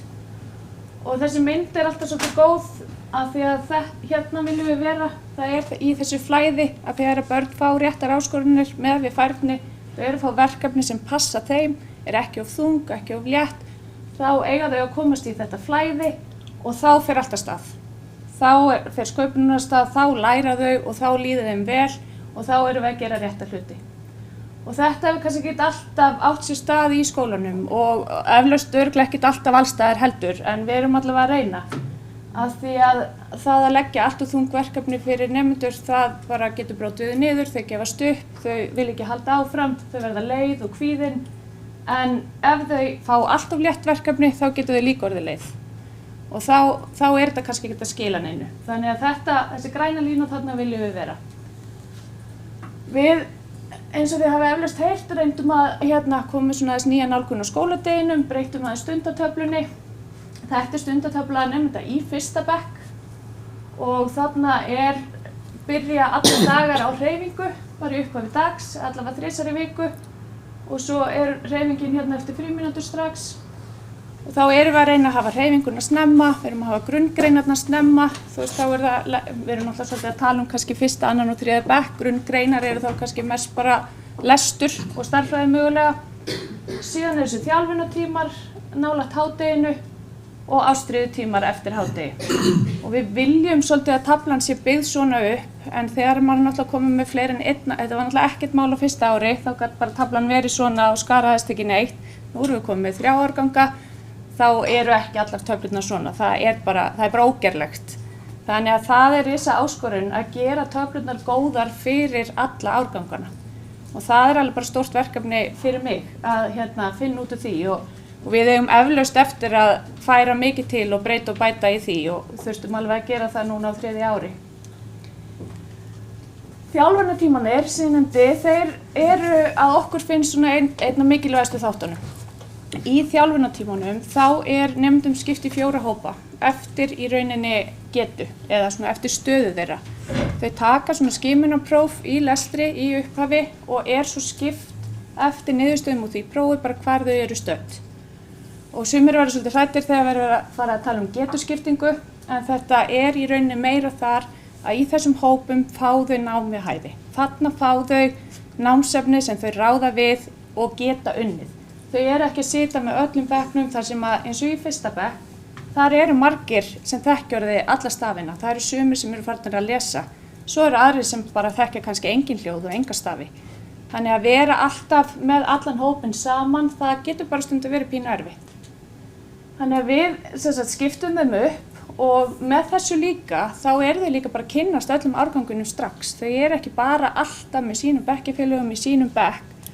Og ég veit ekki hvort þið sáu grein sem Óskar skrifaði núna fyrir jól. Það var svona skemmtilegt sem kom í ljós að við gerum oft svona tengslakannanir, þannig þar sem við erum að kanna svona hvernig börnin tengjast og hingað til voru þau bara alltaf að velja svolítið svona vini í sínum bekk. Breytingin núna að þau eru að velja úr öllum bekkjum. Þau eiga orðið vini og það einhver í hinum bekknum sem þau vilja leika við, einhvern sem þau vilja leika við úti, sita hjá. Þannig þetta svolítið breytingar sem við höfum ekki séð áður. Og okkur finnst þetta mjög spennandi og þetta líka tengt í að við höfum verið að fara með teymiskennslu á miðstigi, að reyna að blanda hópnum svolítið, að þú sért ekki alltaf bara með þessum 15-20 nemendum í bekk. Þannig það bara búið að ganga mjög vel. Og eins og ég sagði þá þetta 4 kennarar, það kemur aukakennari inn í þetta, þannig við getum skipt þeim upp í 4 hópa og það er bara það sem skiptir mestu máli. Að því að bara það að geta haft þau í minni hópum, þá fá þau náttúrulega miklu betri þjónustu og miklu betri kennslu. Þannig það bara gríðarlega mikilvægt að hafa tækifæri til að geta bætt við kennara í þessum tímum. Og eins og sendur neðst, allir fá námsefni með við færni. Síðan eru ástríðutímarnir og þetta kannski svona skemmtilegustu tímarnir og þetta það sem að nemendur hlakka mest til á hverjum degi. Þau fá að velja á hverjum degi í hvað þau fara og við breytum reyndar aðeins í vetur og í 2. og 3. bekk þá þau að velja fyrir heila viku, þá fara þau 3 viku í það sama, það bara svona auðveldar aðeins skipulagið, en í 1. bekk þau ennþá að velja á hverjum degi og þetta það sem við erum í boði. Þegar við byrjuðum þá voru þetta bara listgreinarnar sem voru í boði. Smíði, myndmennt, tómmennt, textílmennt og svo forritun eða skák. Og þarna erum við náttúrulega með ákveðna kennara sem eru undir, við erum með myndmenntakennara og smíðakennara og það segir sér náttúrulega sjálft að þegar við erum komin í 2. og 3. bekk þá eigum við náttúrulega ekki 3 smíðakennara og 3 verkefnakennara eða stofur eða pláss. Þannig við þurfum náttúrulega að finna svolítið aðra leiðir. Þannig við ákvaðum að halda 1. bekk svolítið bara í þessu, þannig að þau kynnast öllum þessum listgreinum á 1. ári, fá að velja, fá aðeins að leika sér og svo þegar þau eru komin lengra þá fara þau bara í svona hefðbundnar lotur. En í staðinn settum við ástríðutíma 2 í viku eftir hádegi sem bara öðruvísi val. Og þarna sjáum við til dæmis dæmið það sem hefur verið í boði í vetur. Þarna bara fá þau að velja. Þau geta farið í dúkku og bíló, það er fótbolti, það er búið að vera spil og púsl og perl, alls konar föndur, dans, leikir, bókasafnið með okkur núna, það er alls konar sögugerð og bæði bara verið að kynna höfunda, lesa bækur, skrifa sögur, í rauninni þetta er bara ótrúlega opið. Í 3. bekkur ef við verið í vetur með forritun, alls konar kubba, Lego, mikið, leir og perlur, útivist sem hefur verið rosalega vinsæl, fara bara í gömlu leikina, læra bara að leika saman og teikna, lita, mála. Golf var farið í líka í vetur, fengu golfskólan aðeins með okkur og tóku eitt námskeið þar. Þannig að, og skák líka komin inn, það vantar ekki skákina. Jú, já, en hún hefur líka aðeins komið inn í 2. og 3. Þannig það er búið að vera ótrúlega margt í boði. Og 2. og 3. bekkur svona rúlla, þannig að kennararnir skipulega geta allt saman og svo bara kannski 2. bekkur í þessu fyrir áramót og 3. í þessu og svo skipta þau. Þannig þau fá ótrúlega mikið val. Og þetta hefur bara reynst bara rosalega vel. Og eins og ég sagði upp á því, þetta er svona það sem krakkarnir hlakka mest til og þetta er eftir hádegi og við vitum það að þessi tímar eru oft bara erfiðastir, einbeitingin er svolítið búin og það að fá að gera eitthvað sem þeim finnst ótrúlega skemmtilegt í lok dags, fara heim eftir skóladaginn með einhverja góða upplifun, það bara skiptir rosalega miklu máli. Og það var svolítið gaman að þegar kom nýr nemandi í 2. bekk núna eftir áramót og lýsingin og kennarunum var svona, hann svona yðar eftir hádegi. Þú veist, hinir orðnir vanir þessu alveg löngu hættir að yða og vita bara fyrir val, þú veist, hann var bara svona, bara hvernig er valið? Þú veist, það var svo gaman að sjá svona nýjan nemanda, bara svona, já, vá, við erum að gera eitthvað sniðugt. Þannig við erum ótrúlega ánægð með þessa tíma og við færðum þetta aðeins upp líka, við settum svona ástríðutíma í 5., 7. og 7. bekk líka, þess að tengdum svona val inn í, þá er það líka tengt listgreinunum og það er að koma líka ótrúlega skemmtilega út, að þau fá að velja. Helga er einmitt að kenna í 7. bekk og ég held hún geti alveg vitnað að þeim finnst þetta mjög gaman. Hún til dæmis búin að vera með pílu núna. Þú veist, og við erum alveg að grípa líka bara svona úr samfélaginu. Mjög góð í pílu. Það er líka svolítið gaman. Þú veist, það er verið að grípa líka það sem er í gangi og bara gera þetta svolítið skemmtilegt líka og tilgangur með þessu er náttúrulega að þau finni sína ástríði, að þau finni eitthvað sem þeir finnst gaman að gera og langi kannski að halda áfram. Og stóri draumurinn er náttúrulega að maður gæti, þú veist, þegar þú finnur að þér finnst skemmtilegast í smíði, að þú gæti það bara fengið að halda áfram í smíði og þú þurfir kannski ekkert að fara í allt hitt. En hvernig við útfyrum það er stórt markmið, en það væri draumur. En það er allavega margir mikilvægir þættir í þessu. Við líka bara varðandi bara grunninn, þá höfum við bara hægt á okkur. Við tókum svona svolítið umræðina, það þarf ekki að flýta sér að kenna allt strax, sérstaklega í 1. bekk og 2. og 3. Við þurfum ekki að læra alla námsgrunna strax, við þurfum bara að róa okkur aðeins og einbeita okkur á því sem við erum að gera og gera það vel. Vera vissum að börnin séu orðin örugg þegar við höldum áfram. En þá koma þjálfunartímarnir svo sterkir inn að því að þá fá þeir sem þeir þurfa ekki að sitja og bíða þeir sem löngu búin að ná þessu. Þeir fá það bara að halda áfram. Og líka þeir sem ná þessu alls ekki, þeir fá náttúrulega líka tækifæri til að fá auka þjálfun. Foreldrasamstarfið hefur verið mjög öflugt, allavega mest svona í rannsóknarhópnum okkar sem er núna 3. bekkur. Við höfum haldið þeim foreldrum mjög vel við efnið og þurfum að gera það bara áfram með það árgangur sem koma inn. Og því þetta er náttúrulega bara samvinna og foreldrarnir hafa verið áhugasamir og maður heyrir það, finnst mér aðeins meira út í bæ, fólk að koma aðeins meira til manns og segja frá hvað þeim finnst þetta að vera að virka og gott fyrir sín börn. Það alveg breyting, finnst mér. Þannig að við erum alltaf ánægð ef að fólk tala vel okkur. Síðan hugarfarið, það risastór þáttur í þessu að reyna aðeins að breyta hugarfarinu bæði hjá nemendum og starfsfólki og foreldrum og það þetta grósku hugarfar og það unnið með eitt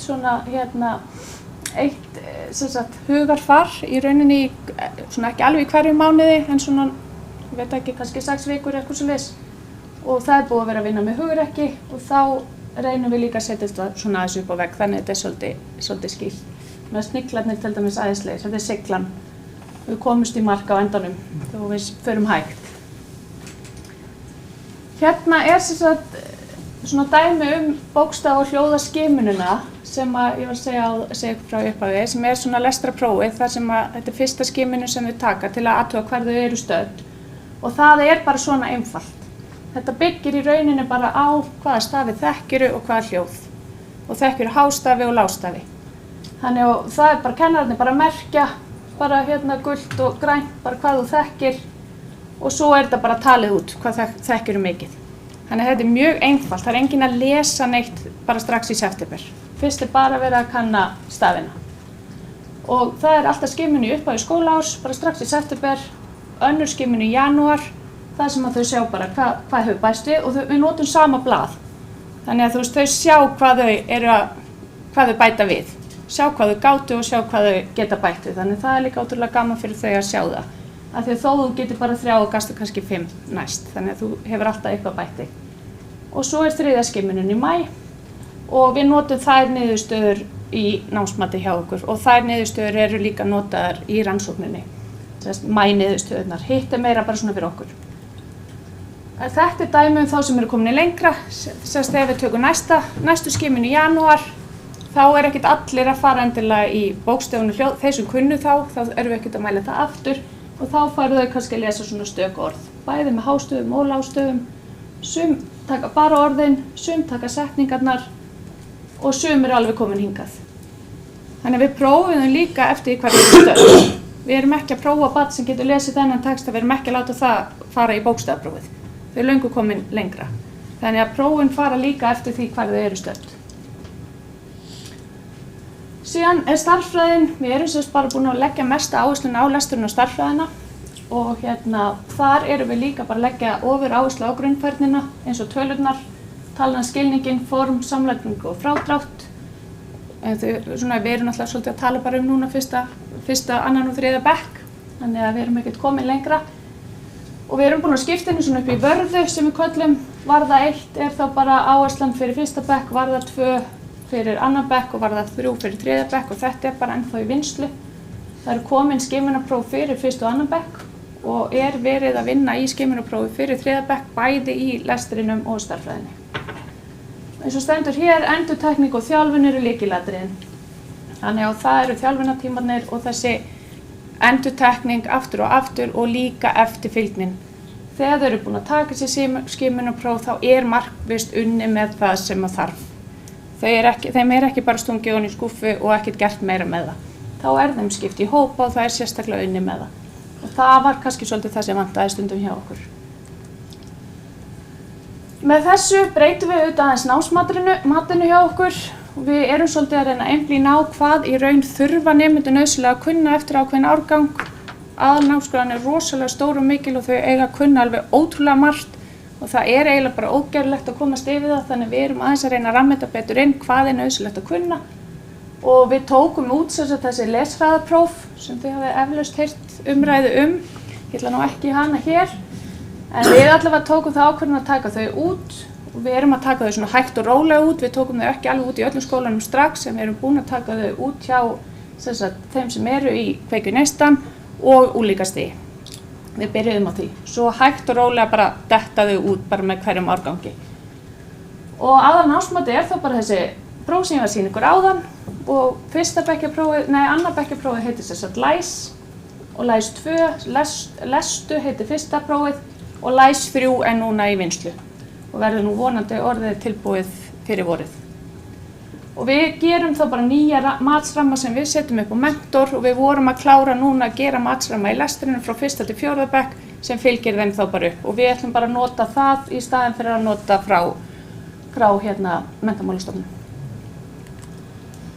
Þegar við örugglega séð þessar niðurstöður, þetta var eftir fyrsta árið sem komum náttúrulega bara ótrúlega vel út og við vorum alveg bara virkilega glöð og ánægð með þessar niðurstöður og þau fóru bara upp í það að fara úr september að brjóta lestrarkóðan úr 58 upp í 100%, það kláruðu það allir. 96% gátu lesið setningar og 88% samfelldan texta, þetta er 1. bekkur. Þannig að árangurinn var ótrúlega góður en auðvitað var þetta fyrsta árið og það var oft verið að tala samanburð og það allt saman. Við höfðum bara þennan samanburð við norska rannsókn. En núna höfum við aðeins betri samanburð sem er bara mjög gott og að við megum kannski ekki alveg tala samanburð en við höfum hann nú samt. Að þetta voru niðurstöðurnar í núverandi 2. bekk sem var þá 1. bekkur síðasta vor. Og þar voru 98% barna sem höfðu brotið lestrarkóðann, sem geta lesið orð. Og þetta er rannsóknarhópurinn okkar sem var í 2. bekk í vor, í 3. bekk núna. Og markmiðið var að við myndum ná 80% barnalæs og samkvæmt þessum prófum sem við erum að nota náðu við 83%. Sem var náttúrulega bara töluvert hærra heldur en við fengum skóla á landinu til að taka þátt í þessu með okkur, í rauninni ekki til að vera í samanburði, heldur til að prófa prófið. Af því þegar náttúrulega verið að gera svona ný próf, þá þarf náttúrulega að prófa þau til að vita hvort að þau séu bara áræðanleg og við getum notað þau, en auðvitað gátum við rýnt í niðurstöðurnar í leiðinni og þá vorum við bara langt framar í þessu sem að við vorum náttúrulega bara ótrúlega ánægð með. Og erum bara spennt að sjá hvernig næsti annar bekkur kemur út úr þessu hjá okkur í vor. Bókasafnið hefur farið á fullt með okkur í þetta og eru bara ótrúlega góðir samstarfsaðilar, til dæmis síðustu 2 sumur þá buðu þau upp á þjálfunartíma í lestri sem vildu nýta sér þjónustuna og við ýttum mikið á þá foreldra sem voru með nemendur sem þurftu á því að halda. Hefðum að sjálfsögðu vilja að fleiri hefðu nýtt sér það en það voru samt sem áður nokkri foreldrar sem nýttu sér þessu þjónustu yfir veturinn.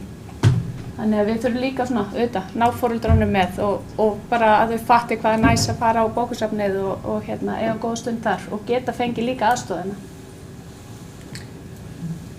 Upplifunin er almennt góð. Fyrsti veturinn var náttúrulega mjög krefjandi og ánægjulegur. Næsti vetur ekkert síður en við finnum auðvitað með hverju árinu þá verður þetta auðvitað meira krefjandi og það eru fleiri hlutir sem við þurfum að aðlaga og við erum að fá fleiri kennara inn. Fyrsta ári vorum við bara með 3 kennara á fullu, nú erum við komið 9 kennara á fullu í þessu. Þannig það er náttúrulega líka bara alltaf áskorun að halda öllum við efnið og allir séu upplýstir og allir séu svo bara með. Þannig að það er bara stórt verkefni en við teljum að við séum á réttri braut. Árangurinn er allavega að sýna okkur það. Tilfinning og upplifun kennara er almennt góð, foreldrar ánægðir, nemendum virðist líða vel. Og já, svo bara er áfram markmiðið að 80% nemenda verði fulllæs að voru í 2. bekk. Það náðist í fyrra og við erum bara spennt að sjá hvað gerist í vor. Sjáum við meiri svona hugarfarsvinnu. Þetta er vöxtur, það var núna í síðasta mánuði, kærleikur var og jákvæðni, hugrekki, sigla. En það er, ef við kíkja upp í skóla, þeir eru náttúrulega að missa skóladeginum. Þannig að þið verður að skoða myndirnar. En það er allavega alla veggi eitthvað sem minnir á það sem þau eru að gera. Sem er ótrúlega skemmtilegt. Takk kærlega fyrir okkur, við erum oft fleiri en eina með þessa kynningu. Þannig að ég er bara ein núna. En viljið þið spyrja af einhverju? Varðandi þetta allt saman?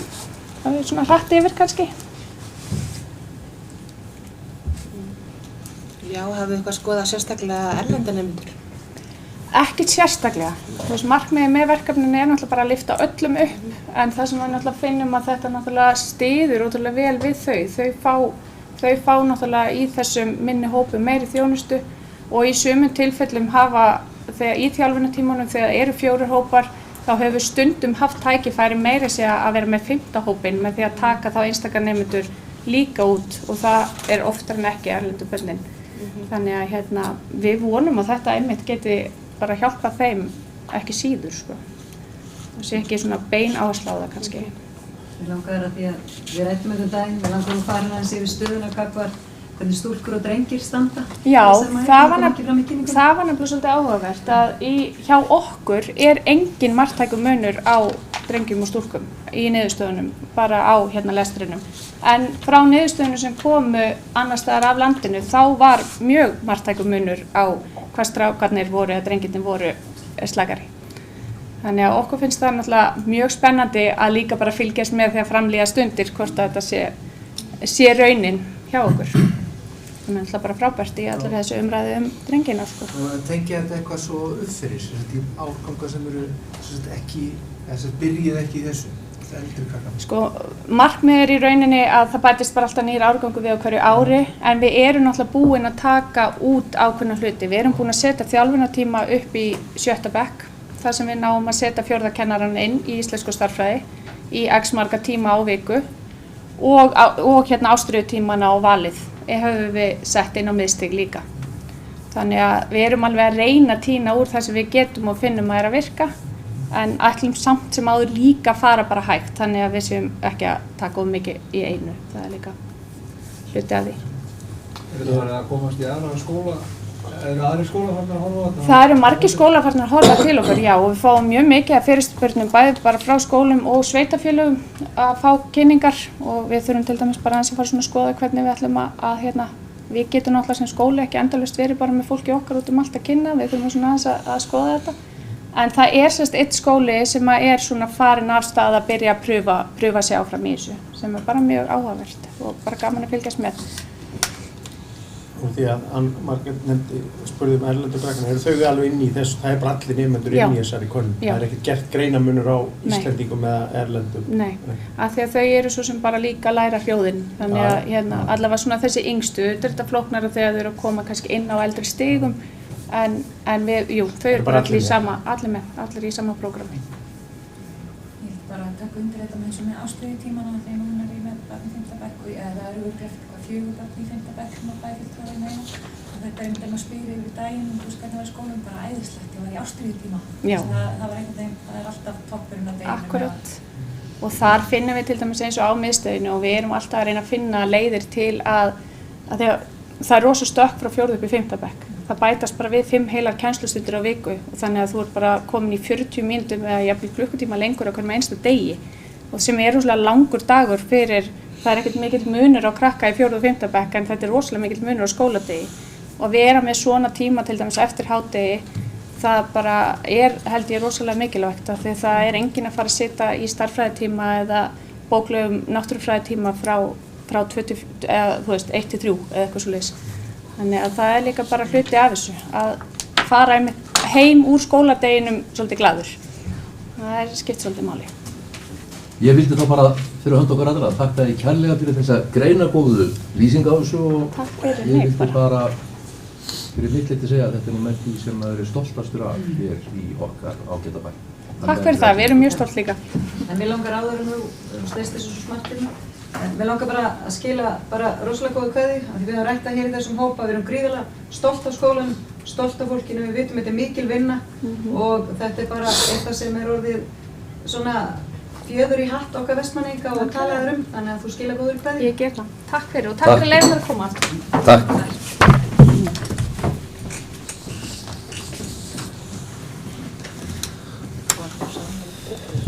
Og þá byrjum við aftur á hversdagsleikanum hérna og tökum fyrir 4. máladagskrá. Kosning í ráð og nefndir og stjórnir samkvæmt 42. grein bæjarmála samþykkta Vestmannaeyjabæjar. Fyrir liggur þessi tillaga óbreytt bæjarráð, Njáll Ragnarsson formaður, Jóna Sigríður Guðmundsdóttir varaformaður og Eyþór Harðarson. Varamenn Helga Jóhanna Harðardóttir, Páll Magnússon og Hildur Sólveig Sigurðardóttir. Þessa tillögu ber ég núna undir atkvæði. Þeir bæjarfulltrúar sem eru samþykkir þessu keðjumerki. Samþykkt með 9 samhljóða atkvæði. Sömuleiðis liggur fyrir að kjósa hér í stjórn Stafkirkju og þar liggur fyrir tillaga Sólveigu Adolfsdóttur sem aðalmann og Ragnar Óskarsson sem varamann Og það ber ég sömuleiðis undir atkvæði þeir sem eru samþykkir þessu. Það er samþykkt með 9 samhljóða atkvæði.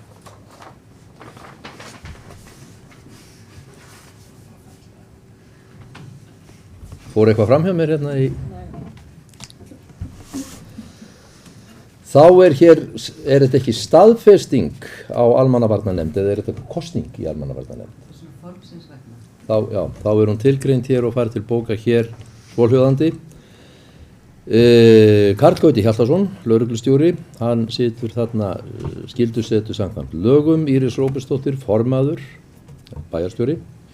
Brynjar Ólafsson, framkvæmdastjóri umhverfis og framkvæmdasviðs, Friðrik Páll Arnfinnsson, varaformaður, slökkviliðsstjóri, Davíð Egilsson, læknir, Adolf Hafsteinn Þórsson, Björgunarfélagi Vestmannaeyja og Arnór Arnórsson frá Björgunarfélagi Vestmannaeyja. Ég held að við séum ekki greiða atkvæði þetta, heldur er þetta bara fært hér til bókar.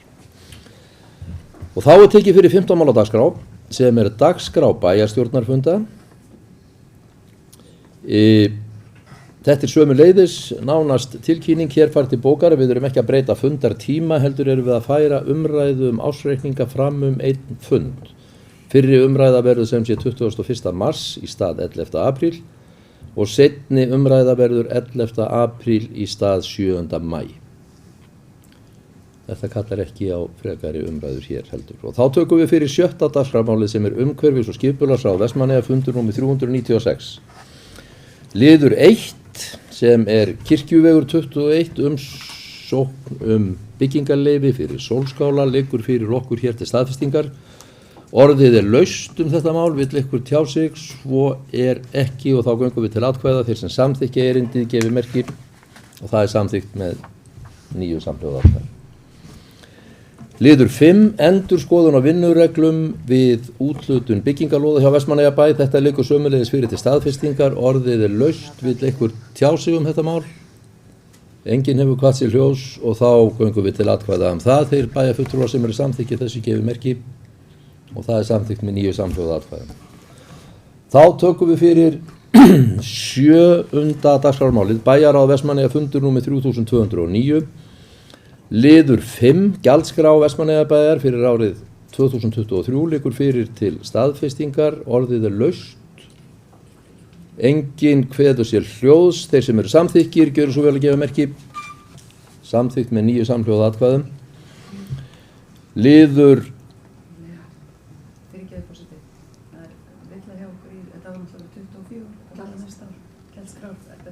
Mér fannst þetta dálítið skrítið þegar ég las þetta. En þetta var sem sagt 24, vilja þá einhver kveða sér hljóðs það. Svo er ekki og þá lítum við svoleiðis á að gjaldskrá Vestmannaeyjabæjar fyrir árið 2024 sé samþykkt. Þá liggur fyrir liður 11 sem eru fyrirspurnir til Vestmannaeyjabæjar. Núna er það ártalið rétt 2023 og það liggur fyrir til umræðu. Minnihlutinn óskaði eftir umræðu þennan lið og það er Hildur Sólveig Sigurðardóttir. Gjörðu svo vel.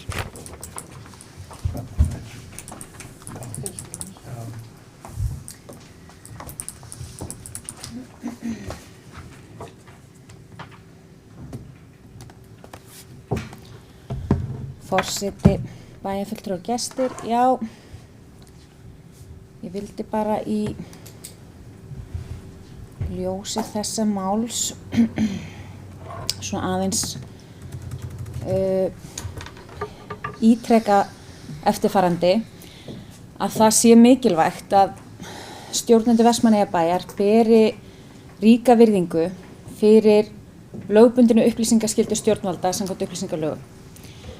Og þetta er auðvitað ein svona ríkasta og mikilvægasta skyldan okkar bara til þess að tryggja gegnsæi og að þessi í rauninni þetta frelsi almennings til þess að fá að koma með fyrirspurnir.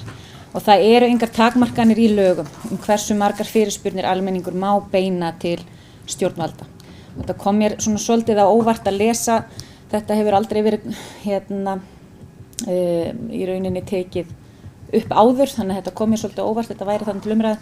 Aukin stafræn framsetning gagna hefur auðvitað auðveldað það ferli að svara fyrirspurnum og mér fannst svona svolítið óljóst hver tilgangur þessar umfjöllunar bæjarráðs ætti að vera annar en hugsanlega hafa einhvern fælingamátt, þannig að þetta sló mig ekkert ólíkt því þegar sami meiri hluti opinberaði á síðasta kjörtímabili persónlegar tölvupóstsendingar og fyrirspurnir bæjarfulltrúa Sjálfstæðisflokksins til bæjarstjóra.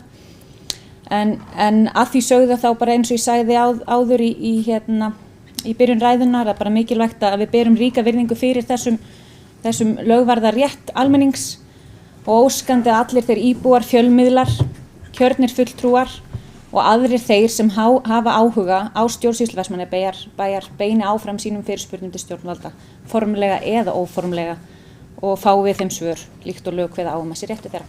Takk. Takk fyrir þetta, Hildur Sólveig. Vilja fleiri kveða sér hljóðs? Njáll Ragnarsson, gjörðu svo vel.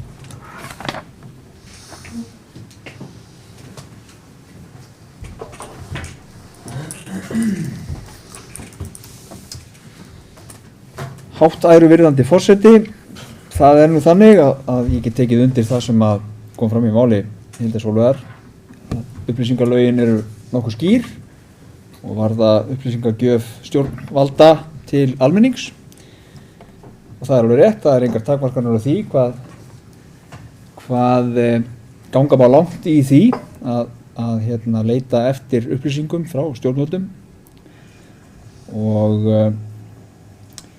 það er ekki hluti af þessari umræðu og þessu ástæð þess að þetta var tekið fyrir í bæjar, og það er ekki til þess að fæla fólk frá því að leita sér upplýsingar til sveitarfélagsins, heldur einfaldlega að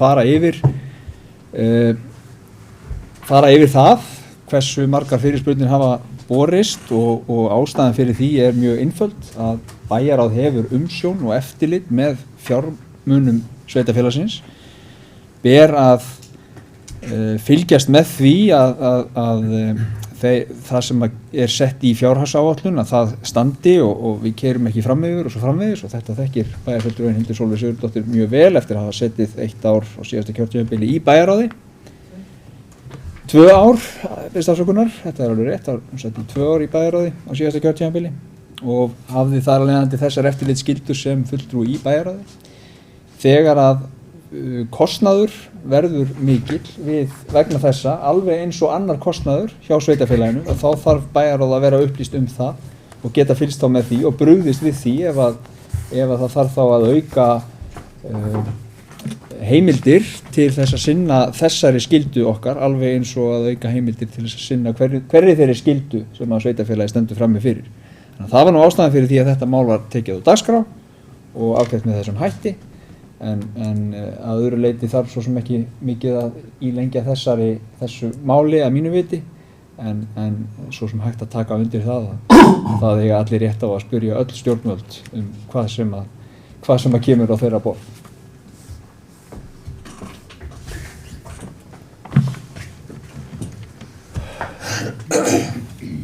Takk fyrir þetta, Njáll.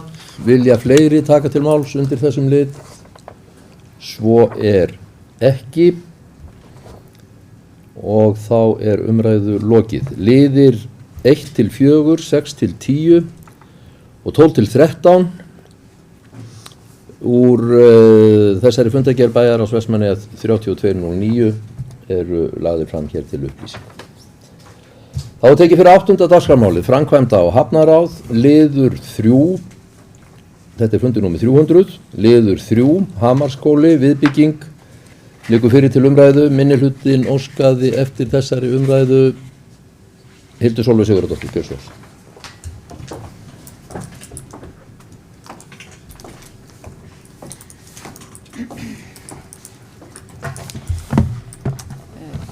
Forseti, bæjarfulltrúar, gestir, já, ég vildi kannski bara taka það sérstaklega fram að vera ánægjulegt að sjá að það væri þarna fara fram kynning á málinu og þetta væri á rekspöli. Við höfum öll hérna inni held ég sammælst að við höfum viljað að þetta mál væri komið lengra. Ég kannski bara spyr mig aðeins núna, er þetta þessi kynning sem þarna var farin fram er að því að núna náttúrulega er bæjarráð byggingarnefnd yfir Hamarsskóla, þannig að ég bara spyr mig, er eitthvað breytt gagnvart í hvar þetta er kynnt, eða er byggingarnefnd búin að funda þetta eða þannig að bara svona aðeins að spyrja út í það.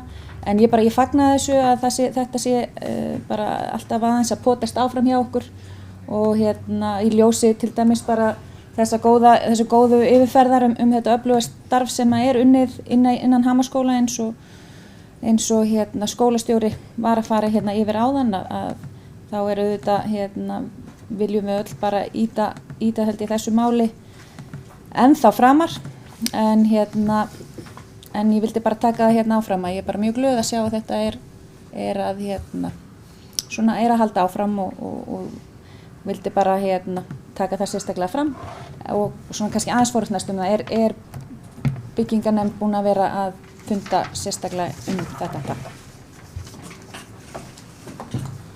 Takk fyrir þetta Hildur. Íris Róbersdóttir, gjörðu svo vel. Forseti, það er rétt hjá bæjarfulltrúa Hildur Sólveigar Sigurðardóttur að bæjarráð er byggingarnefnd Hamarsskóla og hún hefur nú fundað nokkrum sinnum en nú er búið að setja fundina og búið að fara yfir það að þeir verða í föstu formi. Þeir eiga að vera einu sinni í mánuð á mánudögum sem er í rauninni að því það er fundað með það sem er að gerast í þessu máli er að það vera hanna og tæknideildin fundar með hönnuðunum tvisvar í mánuði á mánudögum og eftir seinni fundin mun byggingarnefndin funda og það er búið að setja það og búið að boða þann fund, fyrsta fundin í því. Ástæðan fyrir því að þetta er tekið inn í framkvæmda og hafnaráði er að málið hefur nánast ekkert komið þar inn. Það var bara að vera svona upplýsa ráðið í hvaða ferli máli væri og annað. Framkvæmda og hafnaráð mun svo taka máli bara sem eftirlitsaðili en byggingarnefndin munum við sinna sínu hlutverki og það er ekkert breytt þar. En þetta er bara það sama og það var aðeins verið dreift á málinu líka í fræðsluráði og það er í rauninni verið að gera það sama gagnvart framkvæmda og hafnaráði. En bara svona vegna þess að máli var á dagskrá þá er ég með nokkra punkta sem ég get upplýst ykkur að brunahönnu, það byrja að stilla upp Brunahólm og Flóttaleið, hljóðvistahönnun, það byrja að greina rými, burðarþolshönnun er aðeins komin á veg og lagnir og annað er svona aðeins komið í hvað ég að segja, það er aðeins komið á veg, svona farið að pæla hvernig á að leysa það varðandi spennustöðuna við Foldarhraunið og svo er langt komið með að stilla upp verkinu í svona þrívídda frumdrögum. Allt þetta og samantektina mun byggingarnefndin fá með öðrum hætti en ég fekk svona aðeins smá píka því þetta var verið að ræða hérna í bæjarstjórn en ástæðan fyrir því í rauninni að hafi ekki verið fundir í byggingarnefndinni, það hefur verið lítið til að leggja fram en það er að breytast. En ástæðan fyrir framkvæmda og hafnaráði er svona aðeins að gera einn grein fyrir verkefninu.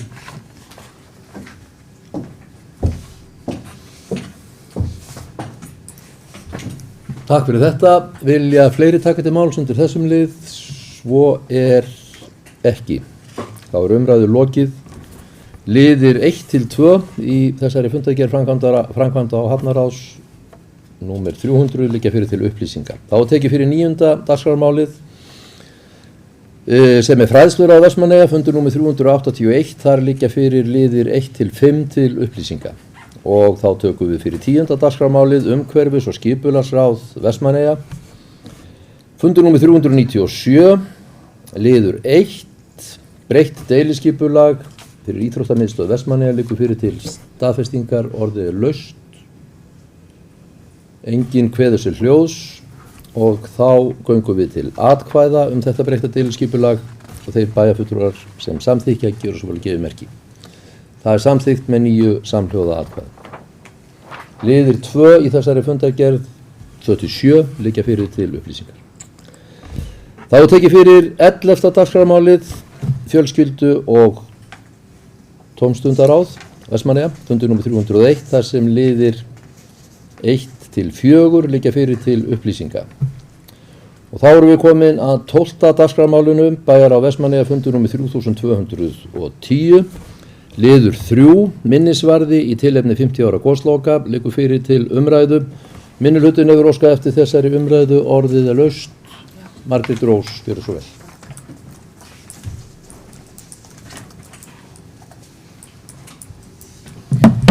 Forseti, hér ræðum við minnisvarða í tilefni 50 ára goslokaafmælis minnisvarða sem ég hef svo sem áður lýst yfir efasemdum í umræðum í umhverfis- og skipulagsráði þar sem við bæjarfulltrúi og Jóna Sigurðardóttir sitjum saman. Þau gögn og þær upplýsingar sem mér hafa verið kynnt eru hvergi nærri fullnægjandi til þess að ég geti verið hlynnt svo kostnaðarsamri framkvæmd með miklu inngripi í náttúru og sögu Vestmannaeyja. Í áliti Náttúrufræðistofnunar Íslands sem liggur fyrir og barst umhverfis- og skipulagsráði kemur fram að almennt sé æskilegt að göngustígar falli vel að náttúrunni og þeir séu lítið áberandi. Mat Náttúrufræðistofnunar Íslands er að hér eigi að fara þveröfuga leið. Miðað við þau gögn sem þeim voru kynnt eigi vestari hluti göngustígsins mikið til að vera á sömu slóðum og eldri stígar en svo eystri eigi að fara upp gíginn þar sem hann er það brattur að ekki er æskilegt að leggja stíg án þess að vera með handrið, hvíldarpalla og mögulega lýsingu öryggisins vegna. Þá er óvíst hversu mikla festingu er að fá í gjallinu og því verður mikið mannverki að ræða að mati Náttúrufræðistofnunar. Mannverki í Eldfjallinu, það hræðir mig að minnstakosti. Eldfjallið er í dag mjög sýnilegu vitnisburður eldgosið 1973 og það er, eins og það er í dag að mínu mati, einmitt stærsta minnisverkið gosið. Minnisvarði ætti ekki að breyta náttúrulegri ásýnd fellsins með áberandi og jafnvel upplýstum göngustígum. Framkvæmd, útlitsteikningar, efnisval og fleira liggur ekki fyrir með nákvæmum hætti svo ég veiti. Heimsþekktur, hæfileikaríkur og mínum að þetta reyndar alveg frábær listamöður er einn og sér ekki nægileg rök til samþykktar fyrir mig. Ég er bara ekki tilbúin til þess að veðja á þetta verði bara fínt eða bara allt í lagi og vakna svo upp í vondan draum seinna mér. Og ég er með tillögu sem ég ætla að fá að lesa upp með bæjarstjóra. Nei, með forseta bæjarstjóra. Í ljósi verulegra tafa á framkvæmd og afhendingu minnisvarða í tilefni hálfrar aldar afmælis heimvæðagosins sem nú er liðið yfirvofandi óafturkræfts inngrips í dýrmæta náttúru Vestmannaeyja og fyrirsjáanlega vaxandi framkvæmdar kostnaðar leggja fulltrúa Sjálfstæðisflokksins til að staldra verði við málið. Ekki liggur fyrir kostnaðargreining á afmörkuðum hlutum verkefnisins, auk þess sem hluti listaverksins er göngustígagerð í Eldfelli, þar sem ekki liggur fyrir ásýnd né hve umfangsmikil framkvæmdin er. Áður en lengra er haldið er nauðsynlegt að það liggi fyrir ítarlegri kynning á verkefninu, stöðu þess, kostnaðarmat og svo framvegis. Í framhaldi af þeirri kynningu er lagt til að málið verði sett í íbúakosningu, enda varða málefnið eina dýrmætustu og yngstu náttúruperlu og söguheimild Vestmannaeyja. Og undir þetta skrifa allir bæjarfulltrúar Sjálfstæðisflokksins.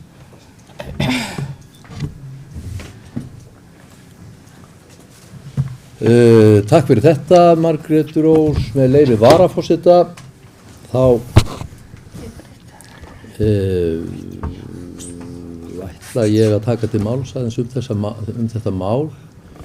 Ég verð að segja reyndar að tillöguflutningurinn í lokin kemur mér nokkuð á óvart, en látum það liggja milli hluta.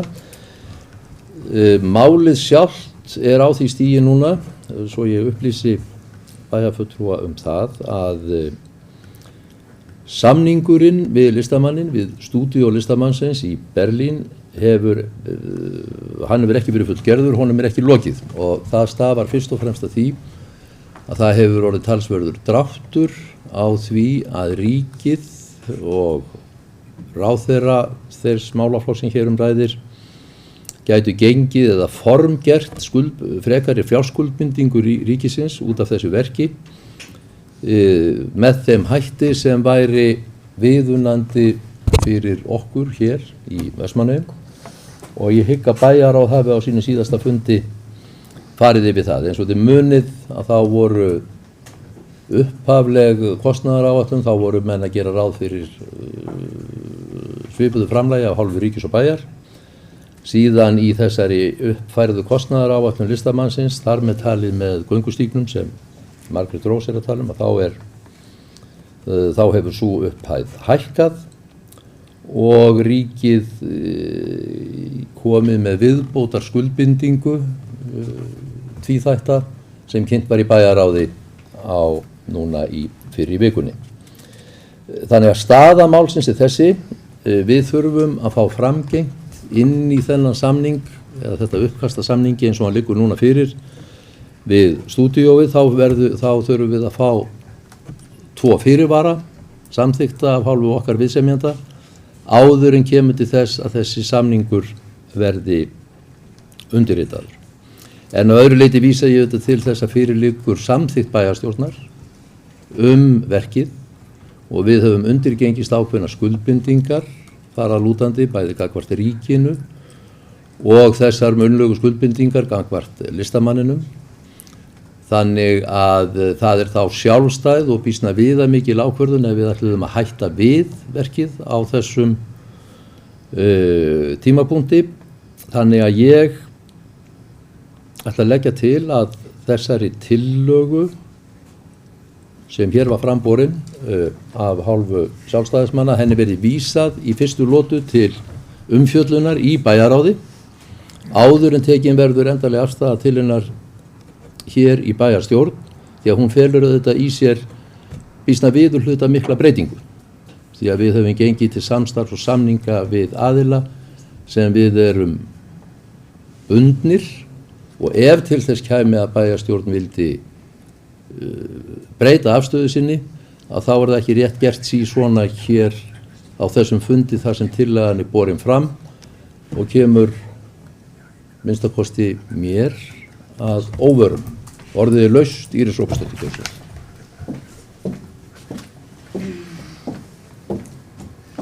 Forseti, ég fyrir mitt leyti styð það að þetta sé og verði vísað til bæjarráðs og ég verð eiginlega að fá að lýsa vonbrigðum með það að þegar tillaga kemur með þessum hætti inn og lesin hér upp að samstarf undanfarin ár í bæjarstjórn hefur verið mjög gott og það var beðið umræðu listaverkið og alveg hárrétt hjá bæjarfulltrúa Margrét Rós Ingólfsdóttir, hún hefur látið í ljós ýmsar skoðanir verkið og allt og bara ber fulla virðingu fyrir því sem framkom hér.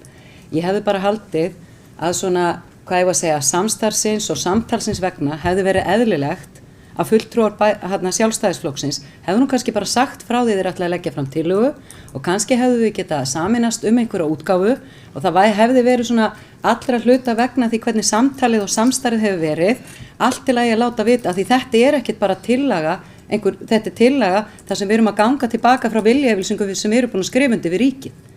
Þannig að það hefði mátt haga þessu öðruvísi, ég ætla ekki að finna að því hún komi fram, mér finnst bara eðlilegt hún fái umfjöllun hjá okkur og allt það og mér finnst eðlilegt hún farin í bæjarráð en ég hefði í ljósi þess að bara fyrir hvern einasta bæjarstjórnarfund núna undanfarið. Þá höfum við og ég sem að hef svolítið svona verið með hitan og þunga kannski að formgera svona, hvað ég að segja, sameiginlega bókanir og ýmislegt, lagt okkur fram við það að hlutirnir að við séum svona upplýsum hvort annað hvernig og hvað við ætlum að gera á þessum fundum sem bara svo ákveðin kurteisi. Þannig ég hefði viljað sjá það að þið hefðu sýnt okkur þá kurteisi að láta okkur að minnsta kosti vita að þið stæðuð öll þessari tillögu sem þið lögðu hérna fram. Án þess að ég sé að segja að það hefði ekki átt að leggja hana fram. En mér hefur bara fundist það svona miðað við það hvernig samstarfið hefur verið í bæjarstjórn. En ég styð það sem forseti lagði hér fram, mér finnst eðlilegt að í fyrstu lotu fái hún umræðu og skoðun inn í bæjarráði, enda þetta ekki eitthvað sem hægt að samþykkja hér, þó svo það væri vilji bæjarstjórnar og hún þyrfti auðvitað að vera með greinagerð og allt öðrum hætti þessi tillaga ef hún á að fara fram. Takk fyrir þetta. Orðið laust. Eyþór Harðarson, gjörðu svo vel.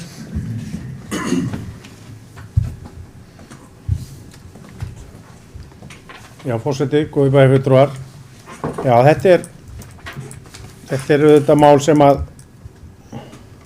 er eitt af þessum svona málum sem að er dálítið skringileg, við getum orðað þannig, fyrir ári eða 1,5 ári eða þegar við erum nýkomin til starfa í bæjarstjórn hérna 2022 þá er þetta orðið hvað maður að segja, hugmynd að listaverki fyrir 50 ára góðslokkammalið sem var þá ári síðar og lýst fyrir manni sem stórgóðslegu verki og